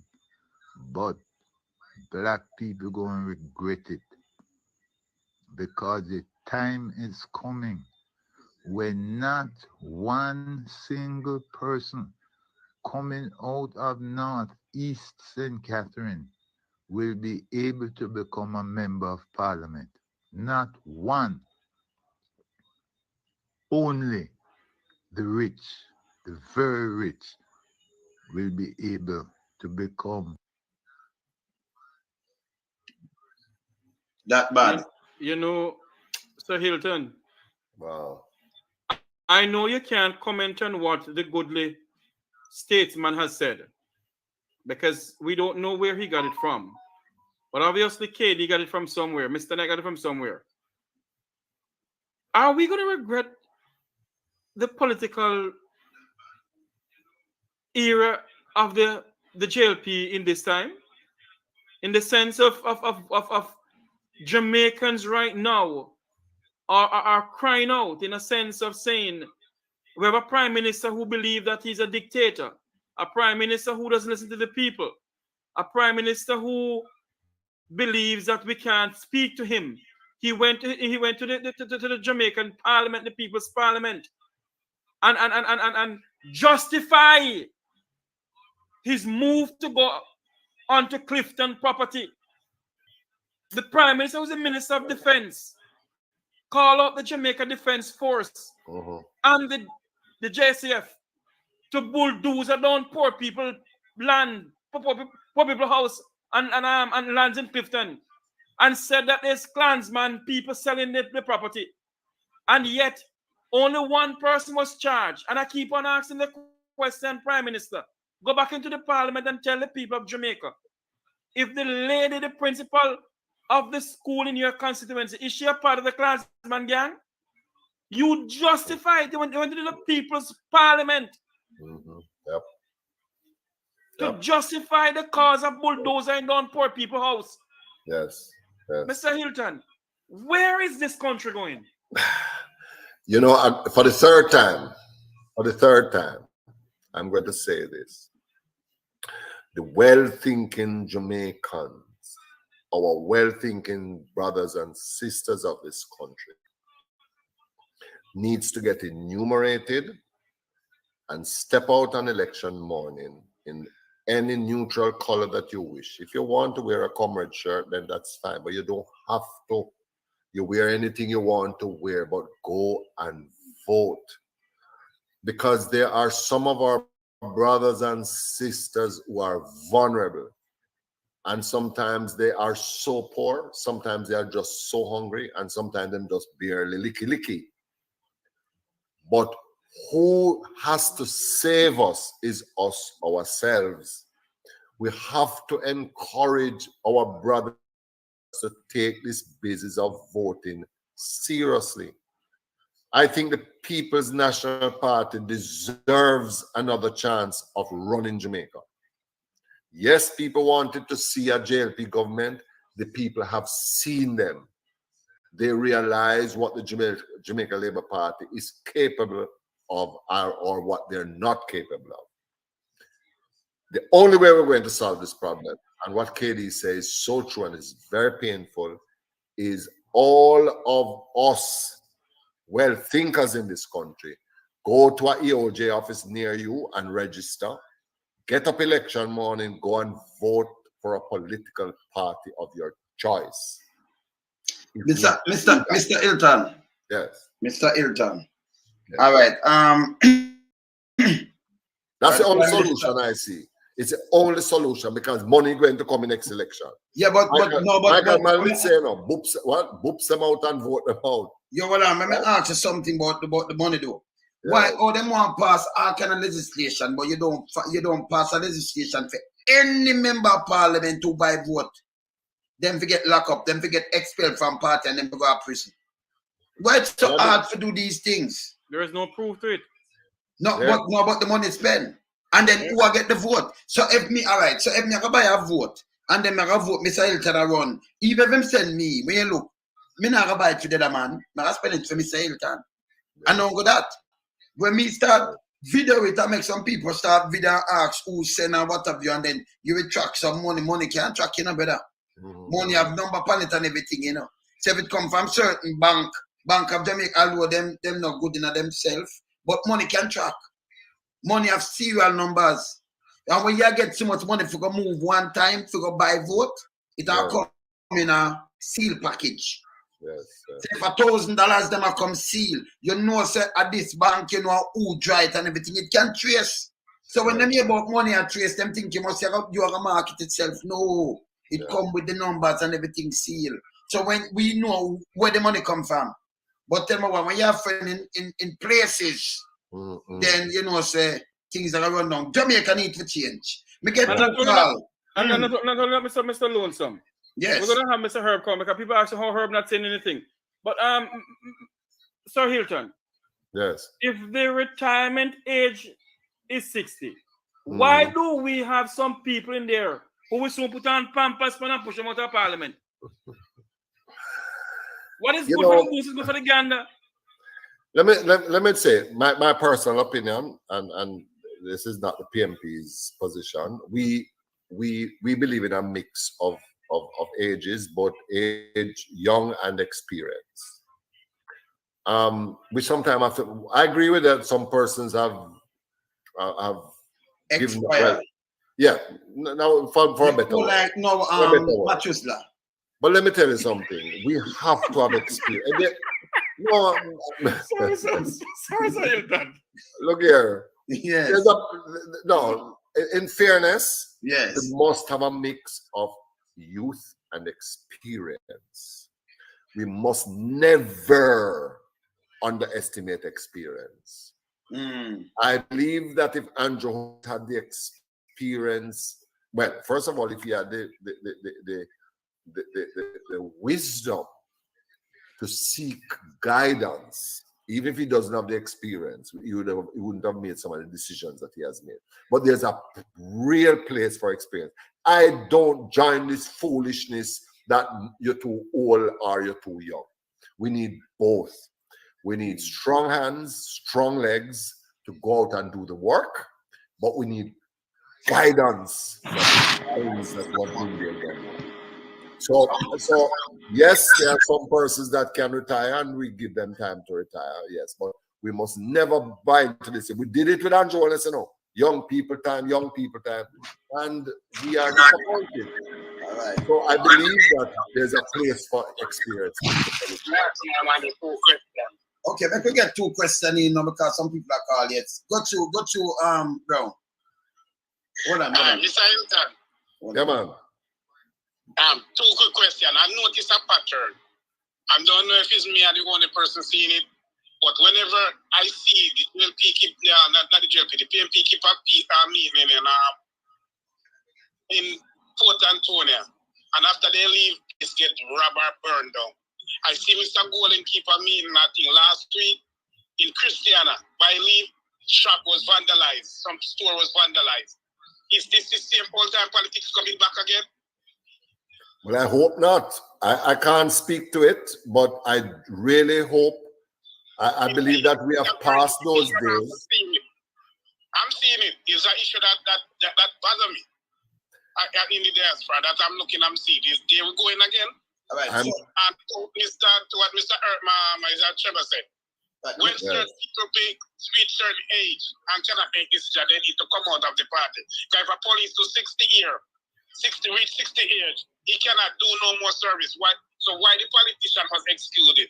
No, really, we're not gonna follow that like when say, because if you're looking at it, even Biden is a good man and right them turn a robot, but he might do some good things. He might all right? And things so, but he's a good man. He's a very good man. No, but you see, so when you talk politician, listen, and I acknowledge him. And things like when Mr. Hylton say, you understand what I say? But Mr. Biden is a good man. I'm not saying that the one that cannot make good decisions. Well, them one they will move them when them have Alzheimer's or something. And we need to have Mr. Hylton. Yes. Is there two kind of politics in Jamaica? Like if the JP them thief like all those are thieving the money out of everybody. If the police not responsible to lock them up. Well, people have been arrested though. I mean, Royal Reed was arrested. Yeah. The amount of thief, the man of thief a man with the 400 million from the municipality, he doesn't go to prison. Yeah. Go to prison. Yes, man. Them go to prison. I But believe in you Jamaican talk about people. the pressure, and you talk about the education money, and you talk about the one where they in a house and not get locked up, and you talk about SSL now. Nobody not talk to the oligarch. Nobody. It was charged to fraud, and you're still paying 23 million to go to it as a pension. How that come? You're supposed to give that back that money. Yeah. Well, we need proper governance for sure. Number two is Royal Reed was arrested. Yes, sir. Yes, sir. All right. No, Royal Reed was arrested. In fairness, it took quite a while, but and maybe people feel that Jamaican people feel that more people should be arrested because but Mr. Hylton, and I'll see you much. You arrest someone. Look how much get to you them arrest. Get arrested, and right now they are prison. Yeah. You people man go here say this and that and get up and you can't talk front of judge. Who is Royal Reed? Missy annex convicted. A convicted criminal named Al Miller. Remember, I'm convicted 2 times, so I can't say what I want to say. Convicted, dangerous convicted criminal Al Miller. Come out and say, you don't angle leader like that. You don't, him not have not authority, no more authority for talk. Al Miller. But yesterday them they on board same way. These things for stop. But not only Mr. Lonesome. But not only Mr. Lonesome. Mr. Hylton is saying, and we all know, that they get locked up and whatever. When is the people of this country gonna see a next politician whose hand is caught in the public kitty go to prison like Jack Smith? When is it gonna happen in this country where Jamaicans can feel comfortable and say yes? Yeah. We have a system that works for everybody, not a system that only works for the Vumbavan and the Vumbavian society, but the people live along Crossroad don't get nothing. The people live along Crossroad with the dirty foot trousers, them going to prison. But the people of the Vumbavan and the Vumbavi, them going scotch free. You cannot continue, Mr. Hylton. And that is why Jamaicans are turned off from the two political parties. Yes, the current situation with the Prime Minister and the one charge that can be verified against him by the Integrity Commission, and they speak of the charge and then simultaneously rule that it cannot be prosecuted because it's been too long. Yes. Why hasn't the PNP brought in somebody to ask the DPP for fiat to prosecute the Prime Minister? Because you can have another person do the prosecution. It doesn't have to be the DPP, and it doesn't have to be the prosecutor at the Integrity Commission. So if the PNP has attorneys available that can ask for that fiat to pursue that charge, why has that not happened? Well, I think I'm not a lawyer, so that question is probably above my pay grade. But I want to just say something that when I served in the Parliament, and Portia Simpson, Most Honorable Portia Simpson was Prime Minister, there are 2 ministers that were relieved of their positions or resigned, whichever way you want to put it. Was Fenton Ferguson with the dead baby scandal, and internationally, the dead baby stats in Jamaica was lower than the international numbers, so we're within the bandwidth of the international standard. But because it became a scandal, he was relieved of his position. So who turned it in a scandal, though? Because Well, see, the Jamaica Labour Party did at the time. okay, And that's what Portia being a Mhm. responsible prime minister, most Oh. honorable Portia Simpson Miller, being responsible, responded to the cry of the people to say, look, okay. So now, answer this now. So now, when you have a health minister, we have more than how much dead baby scandal, dog eat baby, baby in a fridge and all kind of thing. By the way, him not taking no blame. Ratty that finish. well, I am just trying to. Me know what you say. No, me I talk Yeah. the present one now, you know. The Yeah. present one. Me not talk Portia. Me I talk Yeah. Dr. Christopher Tufton. No, I quite understand. Yes. And more babies have died under A lot. Tufton But me don't say the Prime Minister move him.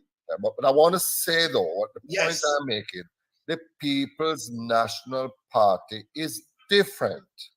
Oh, When Mr. Azan breached a procedure in the Spalding market in building a few little board stalls to help the people to have somewhere to sell, because he breached a procedure, the Andrew Holness, then opposition leader, made a big stink of it.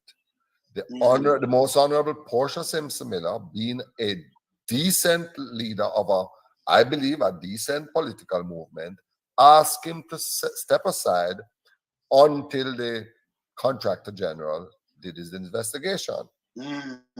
Don't mix up PMP and JLP. We operate differently. I'm giving that you me notice. two instances where there is a scandal, not of corruption, but just things that people felt was out of place or should have been done, you know, and they resigned, or the prime minister. So I can't speak for the most honorable Andrew Holness.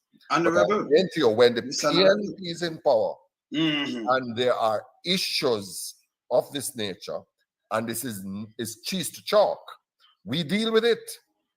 So that's don't we are asked Andrew now. JLP. That's why we are asked Andrew. Alright, you have man with 93 and 91% disapproval ratings. Google and Crab, them stay the right.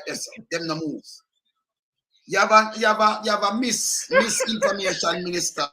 Right now, it's not a misinformation minister. Say them have bloggers out and them do this and that. That are the one right we're in the right now.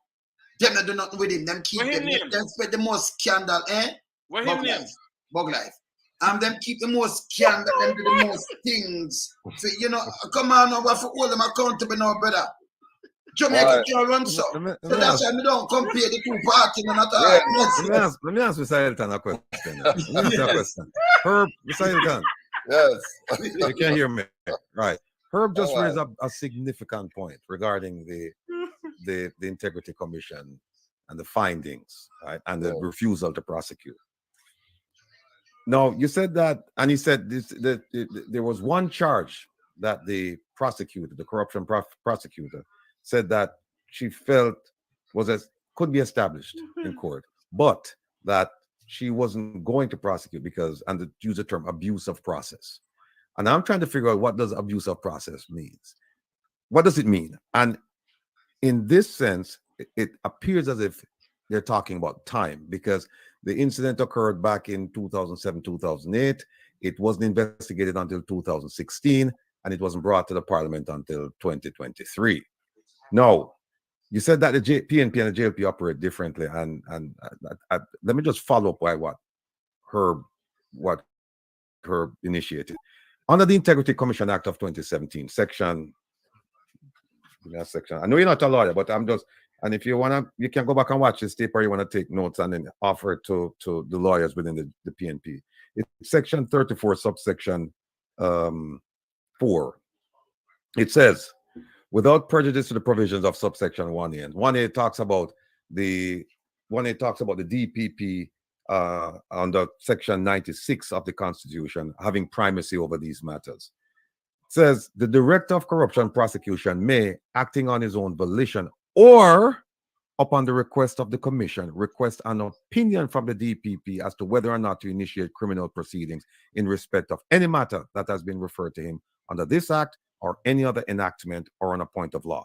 Question is this: why hasn't the PNP gone to the Commission openly and in publicly and said, listen, We believe that, not we believe, the prosecutor said there's enough evidence here to charge him, but she's not doing it because of abuse of process. DPP, under this section, we are requesting that you take a look at this matter and render an opinion. Why has the PNP done that? Well, I can't say, but I think it's something worth contemplating, and I will discuss it with our party leader, Comrade Mark Golding, and he's a very, very smart lawyer, and I think it's something that we should look into. I can't speak to it. I'm not, as I said, I'm not a lawyer. But just to say though on this matter that it was very embarrassing that the Prime Minister was found in this situation, and the Westminster system of politics that we practice, under that system, the Prime Minister should have excused himself based on the evidence of that report. It's very unfortunate, and you know, the polls that just came out, the Jamaican people are watching. Jamaican people, they say Tom drunk but Tom no fool. Jamaican people no fool. Jamaican people are very, very smart, and they have realized that they've been taken for a ride, and what they voted for is not what they're getting. This is not what they signed up for. And these are some of the issues that cause the popularity of the Prime Minister and the Jamaica Labour Party to have plummeted to the level that it is today. And of course, the PNP, which I believe has brought back, has been united, or certainly far more united than before, is gaining a lot more traction than before. And the election, I believe that the people of Jamaica will speak. When them done with it, then done with it, you know. Yeah. Jamaican people, when we are very patient people. Very forgiving. Let me just let me just make one quick correction, because I gave the wrong side. It's of the Integrity Commission Act of 2017. It's section 34, yes. 34 subsection 4. Yes. And when you read subsection 4, it talks about 1A, which is 34.1A, and 34.1A refers to the Constitution of Jamaica, section 94. I said 96. It's 94, and 94 talks about the establishment of office and functions of the DPP. So it's 34. It's 34.1A, 34.4, and the Constitution, section 94.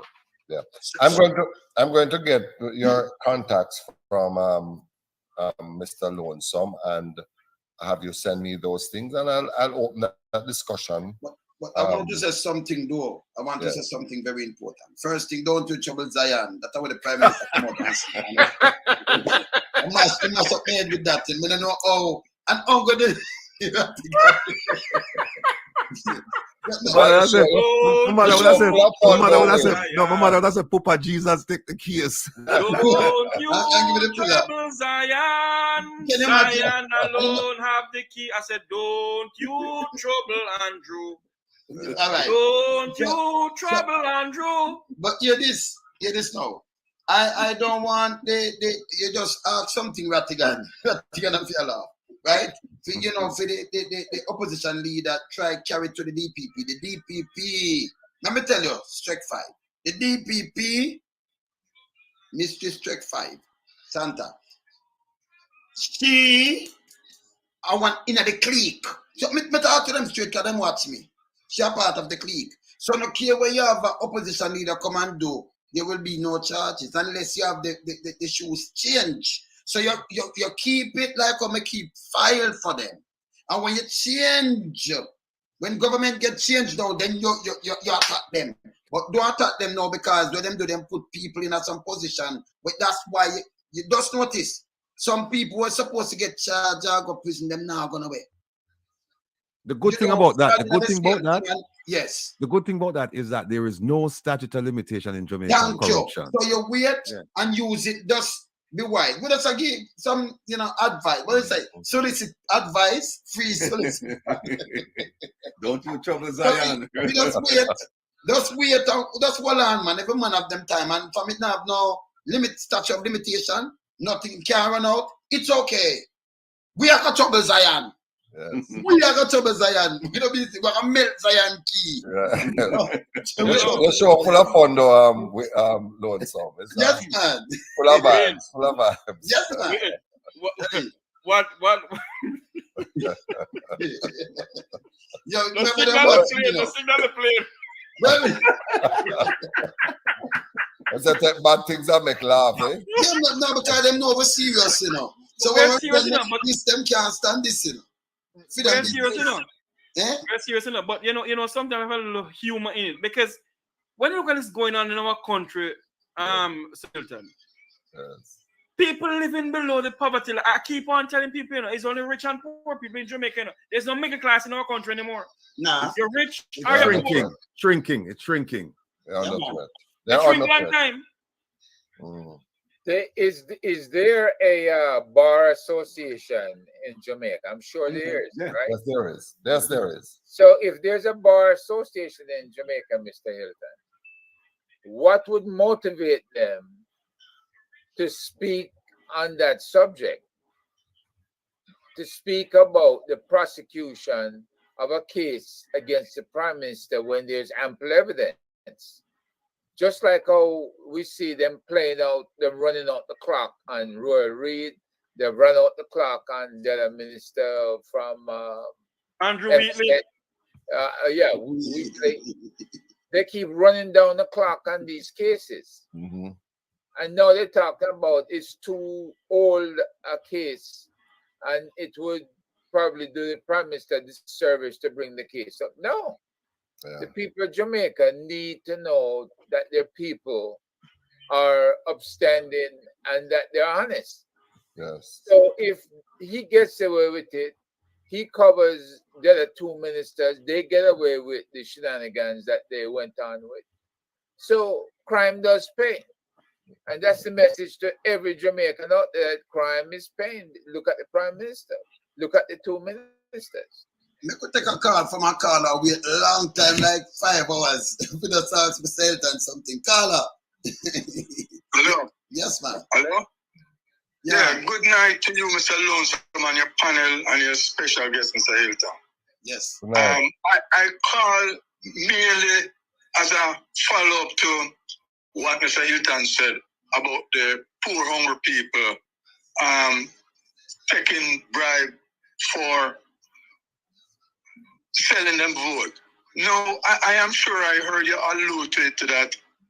If Mr. Hylton really realize, it's not a one-way street. If somebody is selling, if somebody is buying, is selling them vote, then somebody must be buying and offering money.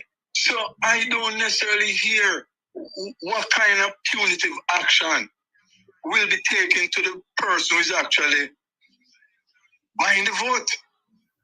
I mean, those are the persons who is offering the poor, hungry people money for selling their vote. Patrick, you remember when we just asked Mr. Hylton and I say, why them don't pass something to the house that when Jeffrey say, you might take can't prove, and I say, yes, you can chase. You can chase money and do something. Give me a run and you see, when you see 20 million come out, who got spend 20 million and I pay, when you look, them I buy my vote, I buy a vote for me. Who got do that? Unless me a part of that. Do you understand? So when you see these things, people will start to push the feet. Yeah, it is against the law. It is against the law to buy votes. It's against the law. Okay. It is against the law, yes. But there are videos out there that capture the people who are actually handing out money. Yes. They have videos of the car there, the license plate is there. How comes none of that stuff got turned in? Nobody ever got because prosecuted. everything I capture. Your license plate one was, so I know who are drive the car, who them there are now, which part them belongs to. Everything you can know. You know, Wayne. Yes. And maybe Sir Hylton gonna be upset because of what I said. I think political parties has put a blind eye to a lot of things when it comes on to elections.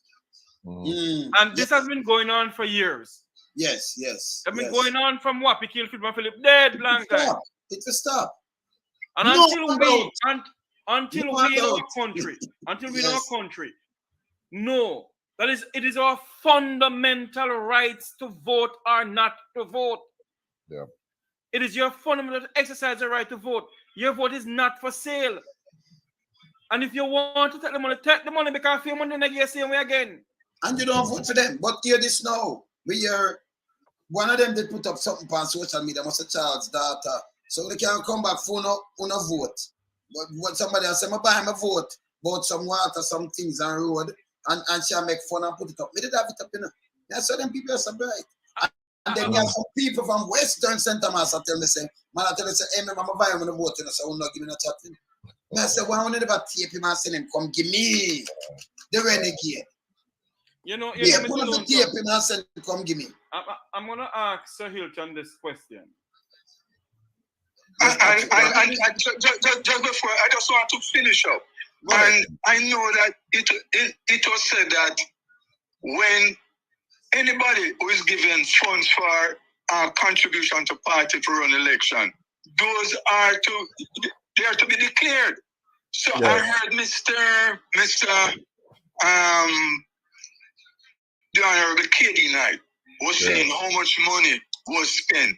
But if that is the case, it seems as though the declaration of election funding, that part of it is also being overlooked.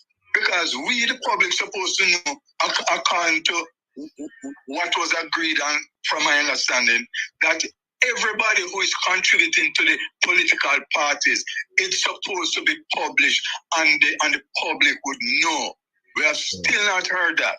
And just in closing, since the time is short, I am concerned about the fact that the FBI is not a part of the investigation of what has happened at SSL. So I would like to ask Mr. Rattigan and Mr. Herb, if them could allay my worrisomeness that this thing is going to go down like everything else and just sweep on the carpet, because I don't understand the Minister of Finance got up in Parliament and tell the people of the country lie. The lion Monday, the lion Tuesday, lie every day. Lie. Yes, yeah, he said that even more than we saw, the FBI is now inside of the thing and get information even more that he was looking at.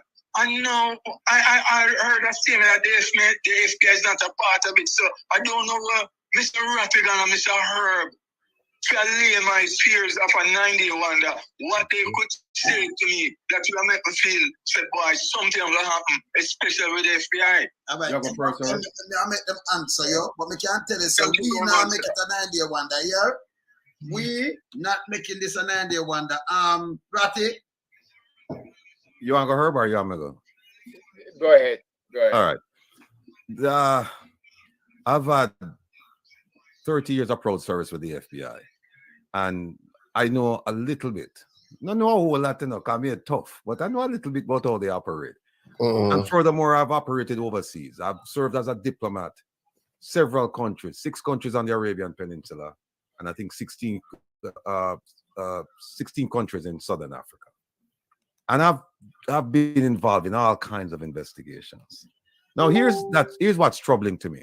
First thing, you have a Minister of Finance, not the Minister of National Security, not the police commissioner, people who are responsible for the safety and the security of the country. Not them. They didn't come out and make the announcement. It was announced by the Minister of Finance that the FBI was involved and that they had intensified their investigation and that the investigation was much further along than he had anticipated. That was followed by a story put out by Mr. Brooks from Nationwide, I think, saying that the investigation was being conducted out of Dominican Republic, which is where well, let me just go back. There's an FBI presence in Jamaica, an ALAT, an assistant legal attaché. That's the State Department title given to the assistant, and the person who's in charge of the office is called the legal attaché. Now, the legal attaché works out of the embassy in Santo Domingo in Dominican Republic, and the affiliate office in Jamaica is headed by an assistant, and I think there's just one person there, and they're supposed to provide assistance and exchange information, develop relationships, and so on and so forth. So the first thing is that the minister came out and said the FBI was involved. Second thing is the the statement put out by Mr. Ricardo Brooks, I believe his name is, saying that sources told him that it was being handled out of the Dominican Republic, which tells me one thing, that it wasn't a real investigation, because otherwise they would be in Jamaica. The third thing was we have Mr. McLaughlin from CTOC saying that it's a local investigation, and if and when international tentacles are discovered, the FBI would then be invited. We were later told that he was making a reference to Miss Panton, which is nonsense, because even if he did, it's one investigation. Fourth thing, there's a statement put out by the FID, Financial Investigative Division, and the JCF, joint statement, saying that what Mr. McLaughlin said was referring to a local investigation. More nonsense. Then that was followed by the Minister of Finance again coming on Mr. Lonesome's program, and he was still peddling the same nonsense about it's a local investigation, and the person didn't really, insinuating that Mr. McLaughlin didn't understand the gravity and the breadth and the depth of the investigation, and that he was just referring to a local investigation. Now, here's where I come in now. If the FBI was involved, you would know, because people would see them, and most of them don't look like me. When I joined the FBI in 1987, 4% black agents. When I left in 2017, 4% black agents. Them don't look like me. So you would see them, right? The other thing is that they brought in Kroll.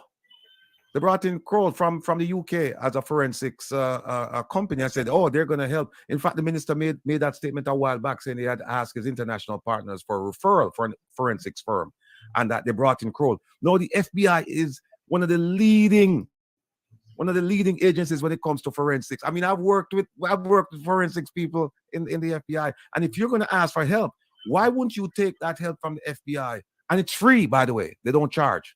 They do not charge. It's part of their mandate. They don't charge. Why wouldn't you take the full scope of investigative assistance? Why wouldn't you take that?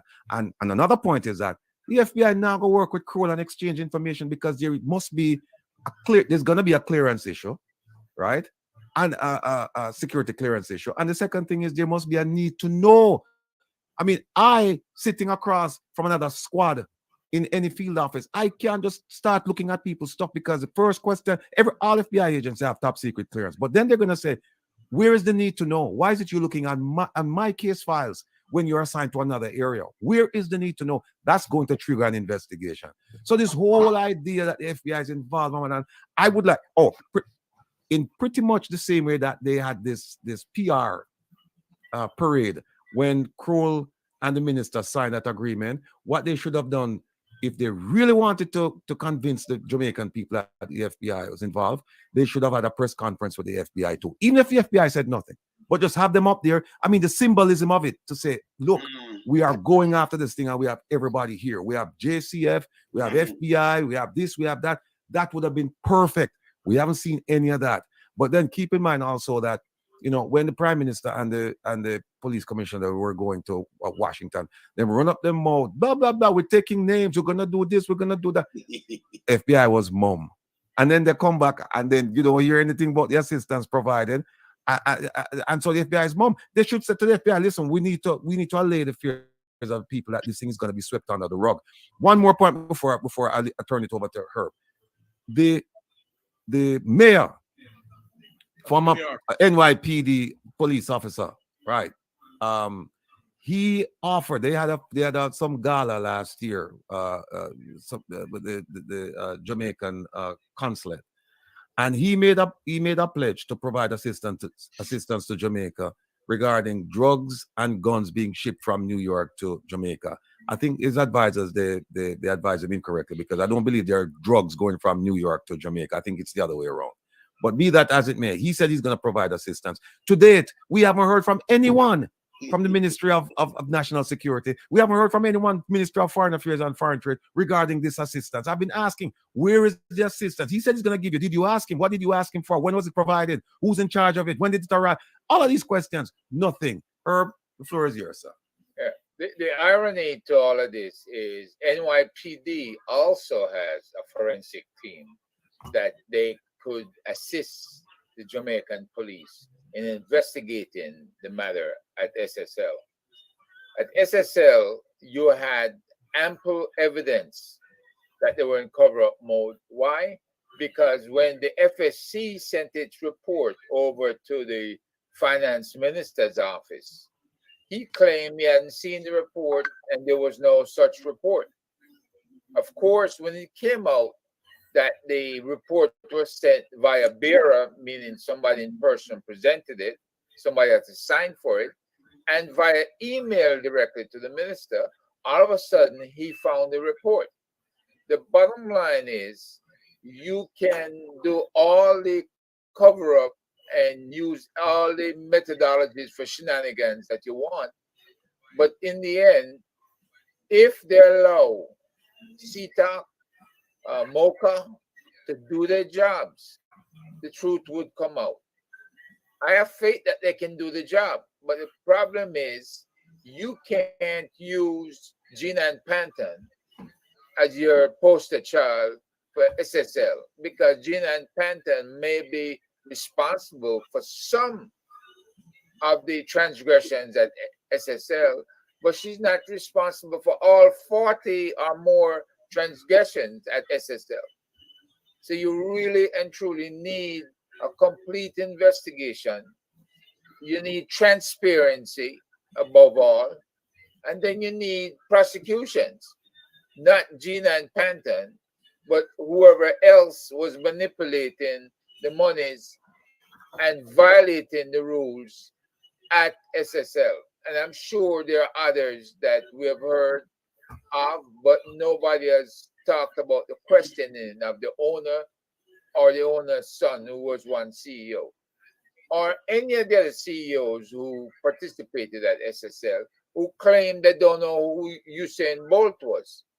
So, if you want to believe all of this stuff that you're hearing from this government, you go ahead. But the bottom line is that they're in cover-up mode, and all the shenanigans designed for them to control the information flow. Nothing else. But hold on there, Mr. Herb. You need to tell us that you found out about the company that they're bringing in now. The ranking of it is it on top or is it down to whatever percentage? Nobody can see it. They're way down there, sir. Yeah, the ranking of this company is not in the top 10, and we didn't see it in the top 20. So if you're going to go for a company that carries clout, you should have just Google who are the top 10 forensic investigation companies in the UK, and you'd have seen them. And that's who you should have go after. Okay. Particularly since the UK government decided to fund part of the fees for this company. You should have gone for the number. Well, if you can't get the number one, at least somebody in the top 10. But you went instead for somebody who's not even in the top 20. So them go for a request the company and then pose up and a sign with him. So why they never pose up with the FBI? Yeah, exactly. but not only that. Hold on, don't forget. Let go Mr. Hylton now because we still reach 2.5 hours. I'm going to see Mr. Hylton. We know your time, man. No, man, he enjoyed it. He not ready to it, man. No, man, I'm enjoying it. I'm enjoying it. You're enjoying it. So let's ask this question then. Yes. Mr. Hylton, through your political connection within the PNP, my former member of the PNP, don't you think they should demand the government of this country to come out and tell the people the truth about the FBI in Jamaica, yes or no, sir? And our party leader has asked the question. I do agree with you. This is just how messy governance has become in Jamaica. We can't have a minister coming out and saying that we are engaging the FBI on this matter. And then a few weeks later, you just, no notice, you just sign an agreement with somebody else. I mean, it's just very messy. And this is why I keep saying the PNP and the JLP is not the same. We do not do business like that. We can't treat the Jamaican people, we can't take them for granted. You can't come to the public. Start the button. Yeah. Do you know why they end up saying that the FBI is involved? because of Wilfred Rattigan, myself, and Wayne Lonesome. Wilfred Rattigan came on my program, Roots 96.1 FM, and said to them, Usain Bolt, get in contact with me. And we went as far as said it's time for them to call in the FBI. That is why they came out and said they're calling the FBI. If we didn't do it, they wouldn't do it, say something like that. Wow. You know, I will keep on calling the FBI, you know.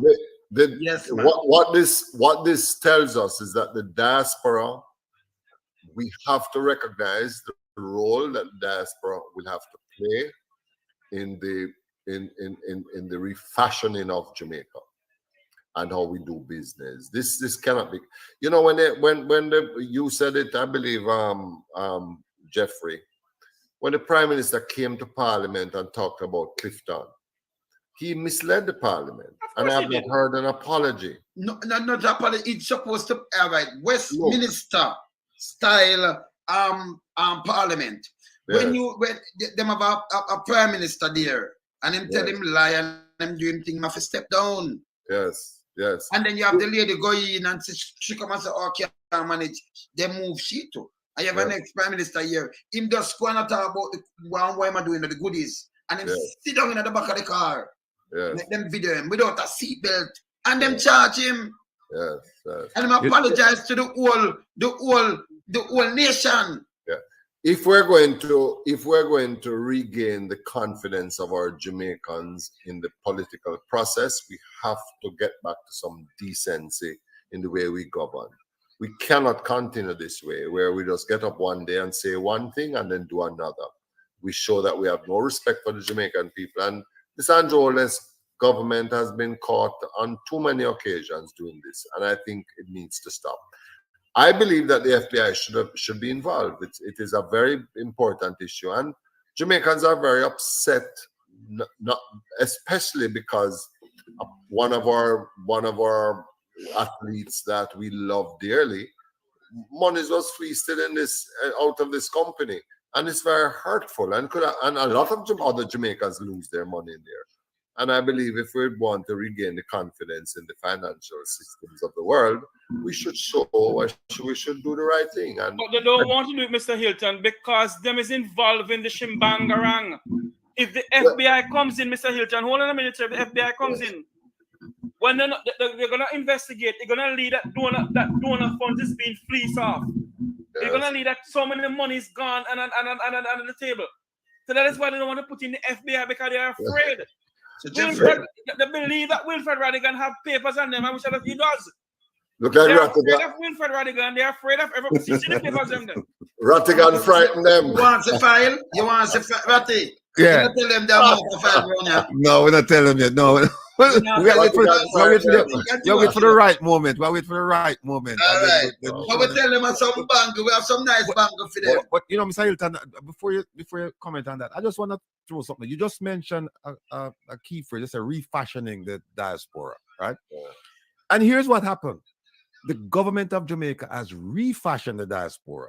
And that's why you have this panel here, because we don't consider ourselves as part of their diaspora. And what do I mean by that? They've established something called the Global Jamaica Diaspora Council. And they have appointed, I think, about 3/4 of the members, or 3/5, somewhere around there, of the members. Some of them appointed directly by the Minister of Foreign Affairs and Foreign Trade. They don't represent us. They don't represent our interests. These people are puppets. And I tell you what, pretty soon, at some point in time, pretty soon, they're going to end up facing criminal charges, because what happened is that there's something called the Foreign Agents Registration Act, that they're not in compliance with the people in America who are part of this, having discussions with embassy members, foreign government officials. They're not reporting it to the U.S. Department of Justice. No, there's a lady who has been doing, and I won't call her name, but she's been sending stuff out on behalf of the PNP in the diaspora. And what she did, she actually went to the Department of Justice and said, "Look, this is I'm involved with a foreign party, political party. What do I need to do in order to comply with the requirements?" They told her, And when she said, and I just got something from her today, when she sent stuff out, she said, this is what I'm sending out. And she said, for further information, please go to the U.S. Department of Justice for blah, blah, blah, blah, blah. That's what they should be doing. They're not doing it. They haven't gotten the council to say, are we in violation or not? And I'm telling you, mark my words, at some point in time, if the U.S. government decides that, hey, you know what, for whatever reason, we're going to prosecute these people, they're looking at, what is it? I think it's like 5 years in prison of her felony or something like that, and $250,000 fine, or 6 months for a misdemeanor, and 25,000. So when you talk about refashioning the diaspora, that is their concept of refashioning the diaspora, where they have people that they can control. They can't control this Spaniard. No. This cannot control this Spaniard. No, because my name Tavares, they can't control me. And believe me, when them have them, and when they have the town hall meeting, and we end up in the town hall meeting, them avoid us. Them don't want we ask no questions. Them avoid us completely. Yes. And I see where, just one quick, but I see where the PNP, and I'm not making a statement on behalf of the PNP. I've never voted in Jamaica, but I see where they're taking a positive step in terms of uniting the diaspora, right? Where they're inviting people to say, okay, what are your concerns? Let's see if we can work them out. None of this stuff like the government is doing, where they're appointing people and they're telling people what to do. Essentially, what they're doing is they're developing spies to say, tell us what these people, tell us what this planet, get close to these people and tell us what their mindset is. What are they thinking? What are they planning to do? But they will never penetrate this thing here, because we're a bunch of honorable, dedicated servants of Jamaica, and we want to see that rock turn into that jewel, that diamond that it is. That is supposed to be. 100%. I want to say though, and I've said it a few other places before. You see the poll that just came out that showed the PNP is now leading the Jamaica Labour Party. The diaspora has played a very important role in all of that, and persons like yourselves have done so.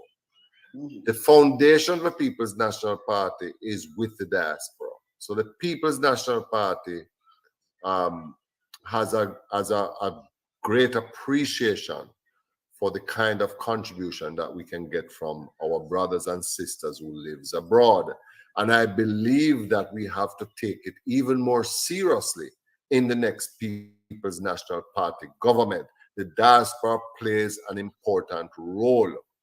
And while the Jamaica Labour Party has their trolls and they have their media people out there spreading their doctrine, persons like yourselves have countered it and have spoken out and brought them to books in a lot of cases. So you play a most important role, and I think we need to continue this discussion. I want to commend you, Wayne Lonesome, Rattigan, Jeffrey, Herb, all of you and all the others that have been out there batting for this beautiful country. It is not my mistake that the People's National Party is leading, and Wayne hasn't touched. I notice he has not touched that this evening at all. Yeah, no, me touched that from early on, you know. Okay, but I personally believe that the fact that Mark Golding made some strategic moves in bringing in most of the players in the PNP and unite, certainly give an appearance of unity, that has as a positive thing. And I think and the fact that we here in the diaspora, we personally, because what we do, you know, we hold them accountable with it name fact check. Because we notice the local media houses, them not do not name fact check. So the man can come and say one thing and do other thing, but tell me what, me save all footage. Yes. So I'm ready with us wheel them out today and wheel them out tomorrow. Me give him the coverage, you know. Yes. Because I'm the lightest man on the planet. I'm telling him straight. I'm not joke. I'm talking, you know. Yes, actually, you're right, and I must say I'm a little disappointed in some of the mainstream media houses in Jamaica. I expect more from them in terms of holding the government accountable, doing more investigative journalism. I am very disappointed. Yes, in some of our media. So they're in the back pocket of politicians, sir. That's true. So they're being bought out. In the back pocket. I'm calling it a shovel. How many? There's a radio station in Jamaica now The temperature is brought to you by the office of the Prime Minister. You don't hear it on Roots FM. Hold on. Wait, you don't hear it on XQYZ. But all I can hear, the temperature is brought to you by the office of the Prime Minister. The time Jeffrey, is brought to you by the office of the Prime Minister. Jeffrey, please repeat what you say. What kind of station? What a mouthpiece. Not a radio station. A mouthpiece. Yes. Remember, it's a mouthpiece for the government. Yes. With Big Mama. Yes. You remember that, Jeffrey? Yes. A mouthpiece radio with Big Mama, starring Big Mama. Yes. And the Minions. But again, I can't say it often enough. The role that the diaspora has played in the formation of the People's National Party, the development of the party, and the development of Jamaica. And I think you are going to have to play even a greater role in how we recoin this country. The diaspora is critical. We have probably more Jamaicans living abroad than living in Jamaica. Yes. You know, I mean, my family, a lot of them live abroad. So it's, you know, Florida is like Kingston 22 or 21. Yes. So it's important that you continue doing what you're doing.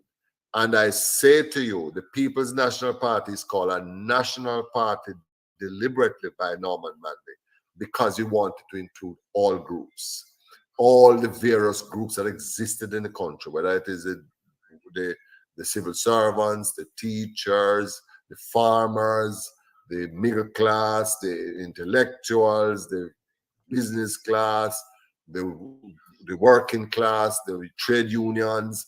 Everybody came together to form this party called the People's National. That's why it is called National.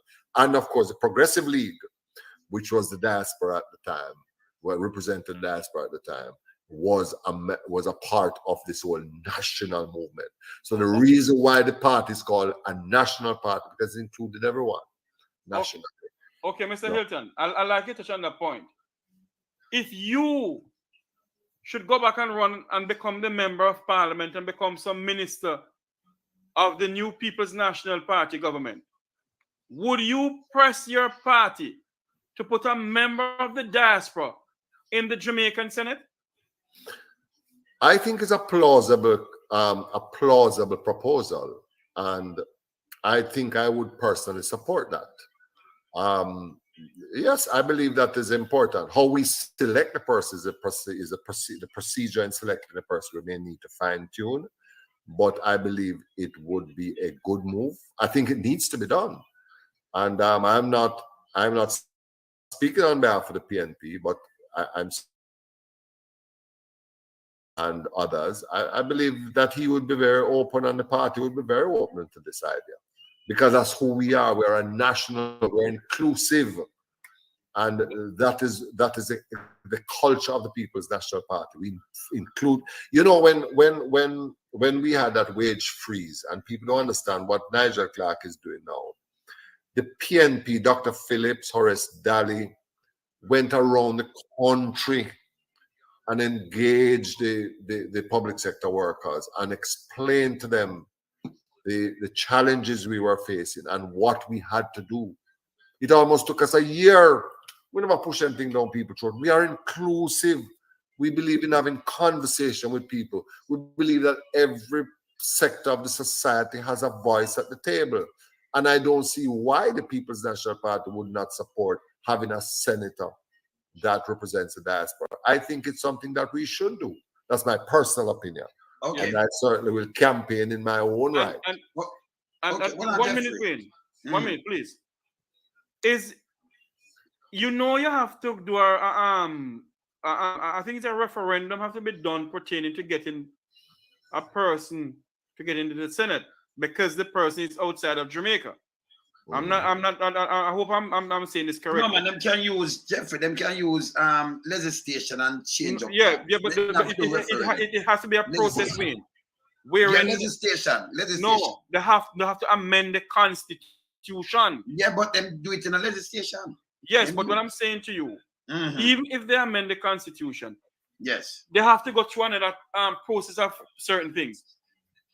Is the PNP willing to do that? And one more thing, is the PNP willing to do that? Another thing, do you believe that if the Prime Minister had dialogue with the transport sector It wouldn't blow the proportion like how the blown the proportion, sir. I fully agree with you. This government has not done enough in consulting the citizens of this country.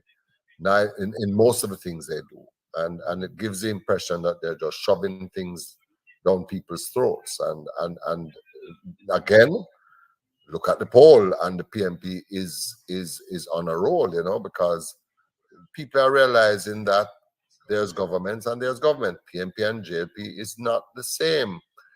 We believe in consultation, and I don't know what the legal ramifications are for getting a senator from the diaspora, but I think if any party that can do it, the PMP can, and the party that will do it, the PMP will. And I'm sure Mark Golding and the PMP team is certainly willing to look at that. And I'm sure when you have had him on your program before, of course, yes. So you need to. I'm going to carry Damon Crawford tomorrow. Yes, and I believe you should ask him that question, and I will raise it at the National Party executive. I don't know the legal ramification, but I'm going to raise it at our executive. Here's the issue. Here's one of the issues with that. Sorry, Ratty, 1 minute, Ratty. Sure. And just remember, right? We in the diaspora, the contribution over 3 billion to the economy every year. Absolutely. So we are the number one. Not even tourism carrying so much money. And by the way, Herb made a point earlier. I wanted to make a comment on this business of election scrutineers or election observation observers. I think Capri has been doing a very good job. We had the Carter group that came here too, but I believe there's a place for the diaspora. We're talking about vote buying on election day. I think the diaspora has a role to play and Mr. Rattigan, this is right up your street. The diaspora organized could actually send a team of people here to observe the 63 constituencies and find where to try and reduce this business of vote buying. Is a serious matter, and we can work with Capri. I think Capri has done a good job. But we could strengthen Capri to get involved with observing the election and try to prevent some of this illegal activity that is taking place. Herb's Institute would be perfect for that, and I'll let him speak on that. But let me Herb just Institute. Yeah, I will. I shouldn't say it like that. It's not Herb. Herb is an associate at that institute. It's a Caribbean. Caribbean. Institute of Caribbean Caribbeans. Studies. Yeah, Institute of Crime and Security Committee group. Yeah, right. It threatens our democracy, and we have to be.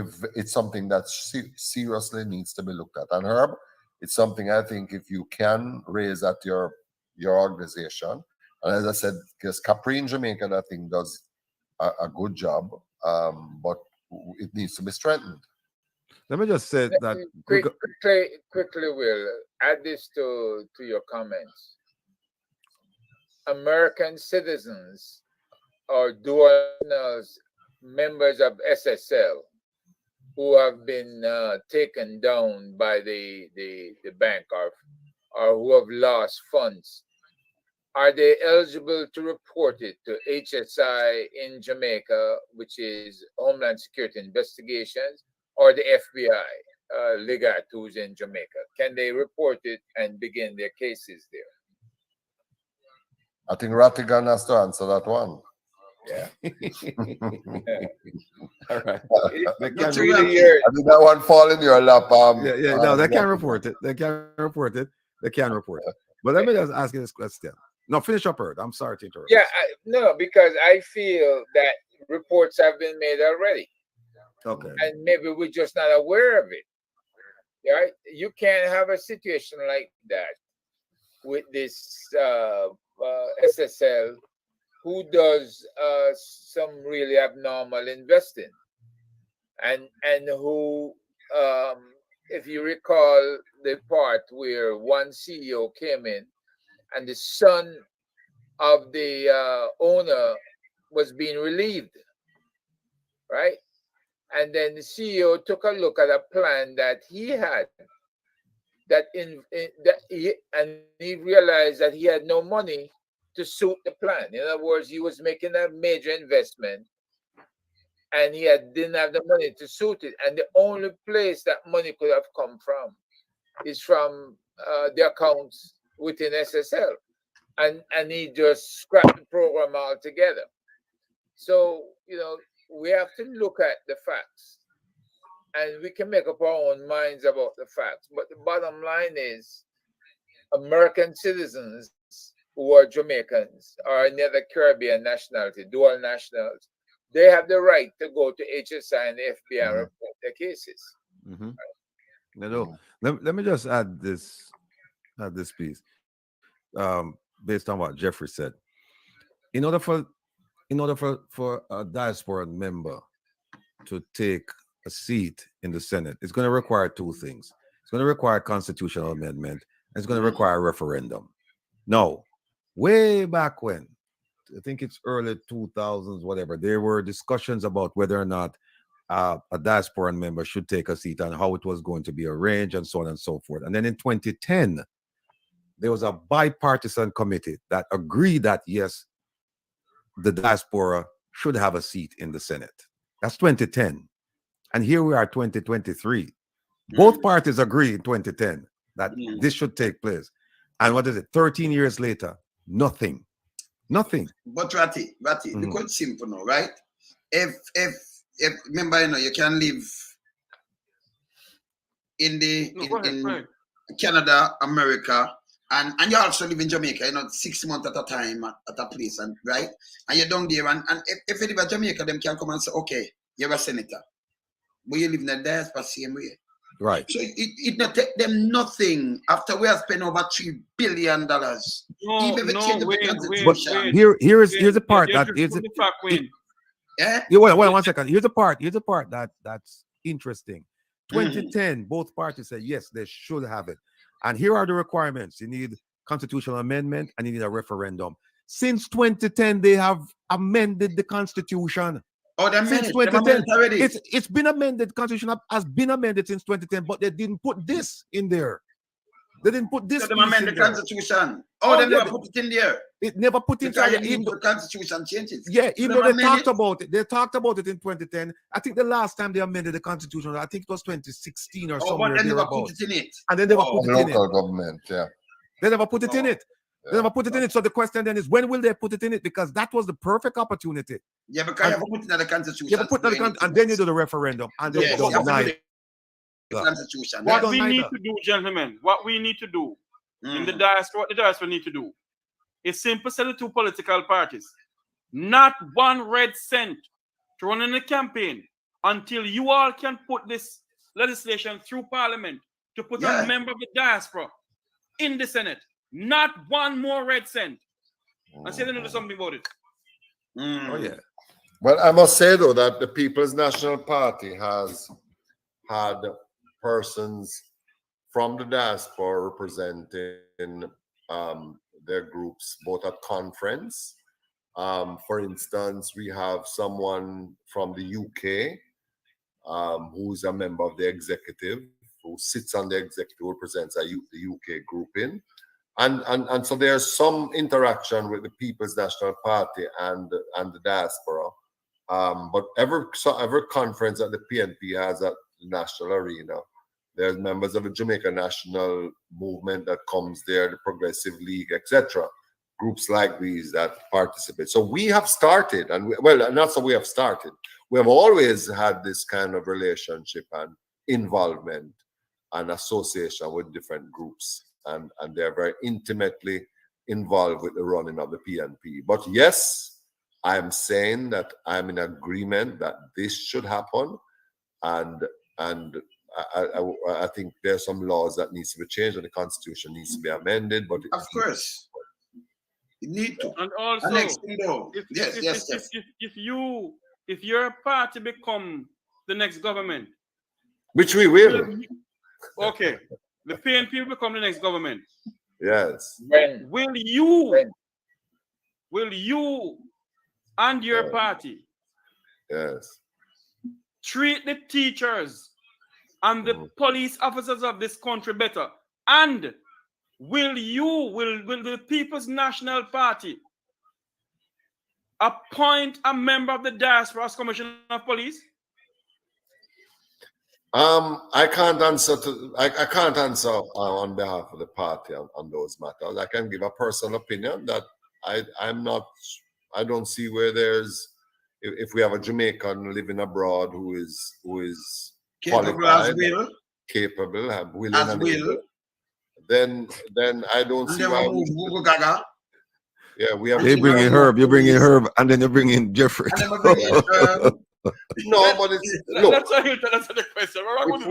If we are going to transform Jamaica, it is going to require the full involvement of the diaspora.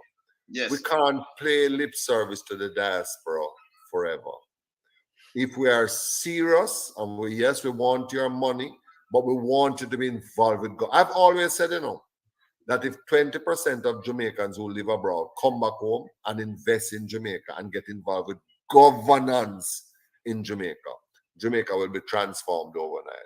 But I said the three things: return, invest, get involved with the governance, just like you are doing here. Yes, I believe we can transform Jamaica. So I'm a disciple of this policy. And I believe that the party is supportive of such things. We have no insecurity about a Jamaican becoming commissioner or holding any position in Jamaica. I think we should encourage. You have left your homeland, you go abroad, you've gotten a lot of experience.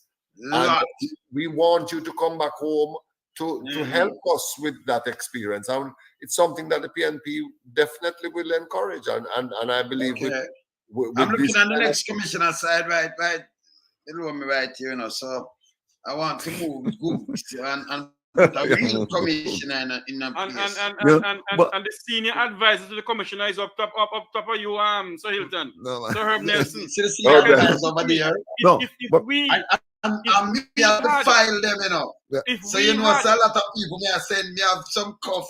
Hey, Will, if we had a Herb Nelson Jr., a Wilfred Rattigan, other Jamaicans who have law enforcement credential behind their name, crime situation in our country go down. But why they don't want Wilfred Rattigan and Herb Nelson to come in? Because they will dig deep into the corruption that is going on in the country. And we have the files. And don't forget to say we have the files. There's an enormous pool of talent in the diaspora, UK, Canada, England, and other places that we must, as I said before, we must get involved with the governance of our country. I believe that it is something that needs to happen, and the People's National Party, I'm sure, will be having discussions along those lines. You know what, Mr. Hylton, I'm looking online here at the number of times the Jamaican Constitution has been amended. And it's been amended, I think, several times in 2011, I think 2016 or whatever. Plenty of time that both parties could have said, okay, let's give the diaspora what they want. Let's give them a seat and then let's take it. But that's just halfway to the finish line. Leave it out. Them never put that, like this one I'm looking at in 2011 had to do with the death penalty and the role of the Governor General. Them just amend it right. Them look through the whole constitution right now. Them apply. So them could have amended and do the referendum. They amend the constitution to suit themselves and themselves only. Oh, okay. Well, it's a perfect time now that we're discussing the removal of the monarchy. The Minister of Constitutional Affairs should place it on the agenda, I believe. That Minister of Constitutional Affairs. Yes. All right. Yes. But it's a time, if we're going to go to the people with a referendum, then that should be a part of it. I'm sure our party leader, who's very affair with these matters, will contemplate it. And as I said before, I will raise it at other places, and as a concern from the diaspora, certainly will. Okay. All right, we're gonna wrap up now though because of 3 hours. Marathon. You know something. We're not talking about none of the things. Then we're gonna leave some for Damien tomorrow. Okay, because I'm looking at my screen here, and all of them we attempt to bring up. I have them I know. Me have all of No, them. man, now. them there for Damian Crawford, man. Okay, so all right, we have to leave some to Damian. So we're Okay. not Yeah, going some to for 6 Damian. hours. We have 3 hours. But Yes. thank you, for the 3 hours. Got 3 hours. I'm all I right. enjoyed it, man. I Make I tell enjoyed you it. something before you leave, though. We have people up here, and them just a zup and run off and come on back, and just a zup and say, "So hours are ready, you know, Mr. Lonesome." You know, we'll go see you. Yes. No, it's a real lively show, and I'm very happy to be here. All right, And, good. as I said We're going to before, invite you back again. And, Yeah, and man. remember now, if you Yeah. apply back for your seat, Yeah, man. Yeah, you should. apply Yeah. back for us. Yeah. Yeah. I support that. Once I will get the support from the diaspora, it certainly would be an encouragement. No, we support that. And by now, I want to see if you want to where you do. We see you have a company where, and we see it move. We see jump on our Google the other day, you know. You see, we tell us we keep files, you know. We keep Well, files. I've been in business for 41 years. I know. You don't have to tell me we know we have your file too. Yes. Andre, listen, you don't have to worry about getting money to run. I know Wayne himself will sign a check for up to $100,000. That's true. And That's sure, true. you take off. And I can tell you that Jeffrey will sign one for 200 and Herb will sign one for 300, and I will bring all 3 checks to you. What you gonna say? No man, What you gonna say? 500. Because remember, I have Senator Morris no one to sign to, you know. Because I'm backing her. I'm backing her 100%. But seriously, Mr. Hylton, Member of Parliament. seriously, you are, you're a tribute to the country, and I just hope and pray that you will consider running again, because I think that you have a place in Jamaican politics. I like your message, I like your demeanor, and I'm not the only person. I'm sure the panelists do, and the people of Jamaica, they benefit greatly by having you back where you rightly belong, sir. You know what, Tirati? You know, when you talk to Mr. Hylton, you know, if I'm but and shuffle like a Google Gaga, like the one where they pan and run. You know, when you ask some question, you juke one question, run. Mr. Hylton just talk straight to us, Zoom. And that me like, you know, you ask a question, you can just get some straight answers. True. You know, when some of them have built up some lies, you know, them go around the sun, you go this and go, and then jump off a line, and like somebody cut them off and then come on back. Another thing is that this whole exercise, this real exercise, what I learned is that if him don't know the answer, I'm telling you, look, I don't really know the answer. I'll look into it. And and not make up answers. I'm not making up answers. Yes. You know, like some of the people who come on the program make up answers. Yeah, you know, before we go, I must tell Mr. Hylton, I'm going to invite him on my program, Make We Talk, on Rules 96.1 FM. But before we go, Mr. Hylton, your views on the postponement of the local government election? I think it's an insult to the Jamaican people, and you know, it speaks to the kind of government that we have that keeps making promises and changing. And it's 3 years now. COVID was a good excuse, but thereafter it should not have been postponed. Win or lose, you should have it. And both political parties understood that this was used in the past to test the ground, call it when it suits them. And we both decided that this was wrong. We changed the constitution to give the local government a 4-year timeline, and this is the first time that it is being tested, and Andrew Holness has proven that he has no respect for what we placed in the constitution at all. No, this is the same prime minister. We're going to run right now, but this was the same prime minister. I would say him going to change to, when I'm saying change in 2016. Him will change. They have job letter, term limit, CCJ, fixed election date. Fixed election date. Yeah. Fixed election date. Yeah. Why? Everything where I'm saying now, then him come and him do it and do the worst thing. I want to listen. I the lightest man that on the planet, and then him have a misinformation minister second to him. Yeah. Second to him. You have to play for Mr. Hylton. You have to play with the minister say, man. Yeah. I'm trying to get it because I'm sign out. Send it to you. I'm trying to find it. Mr. Hylton, you have to listen to this thing. Yeah, man. I'm going to find it. But the polls is telling the polls is telling us that Jamaican people are tired of this kind of lack of integrity. All right, tired of it. Mr. Hylton, here where the misinformation minister said, Sir Bug Life, you hear this? I've always said to people, do not trust the words of politicians. I've always said to people, do not trust the words of politicians. This is the message from Sir Bug Life, misinformation minister. I've always said to people, do not trust the words of politicians. We don't want to hear him no more. So in other words, Bug Life. When the Prime Minister said in my first 100 days, let us put up, we do not trust the word of politicians. Yes. So every time him said the Prime Minister said, then you play that. You don't see it right there. Well, let me try to give his final word and then we go. Well, let me just comment on that. Is the PNP is not perfect. However, the PNP has for many years tried to live up to the expectations and the commitment that they have given to the Jamaican people. We have tried. I'm not saying that we're perfect, but we have tried. We are nowhere can be compared with this Jamaica Labour Party government. PNP and JLP is not the same. But let me just say, real low and some, it was a pleasure being here. And I'm among eminent members of the diaspora. You have been doing a great job, and Jamaica is eternally grateful to what you have been doing.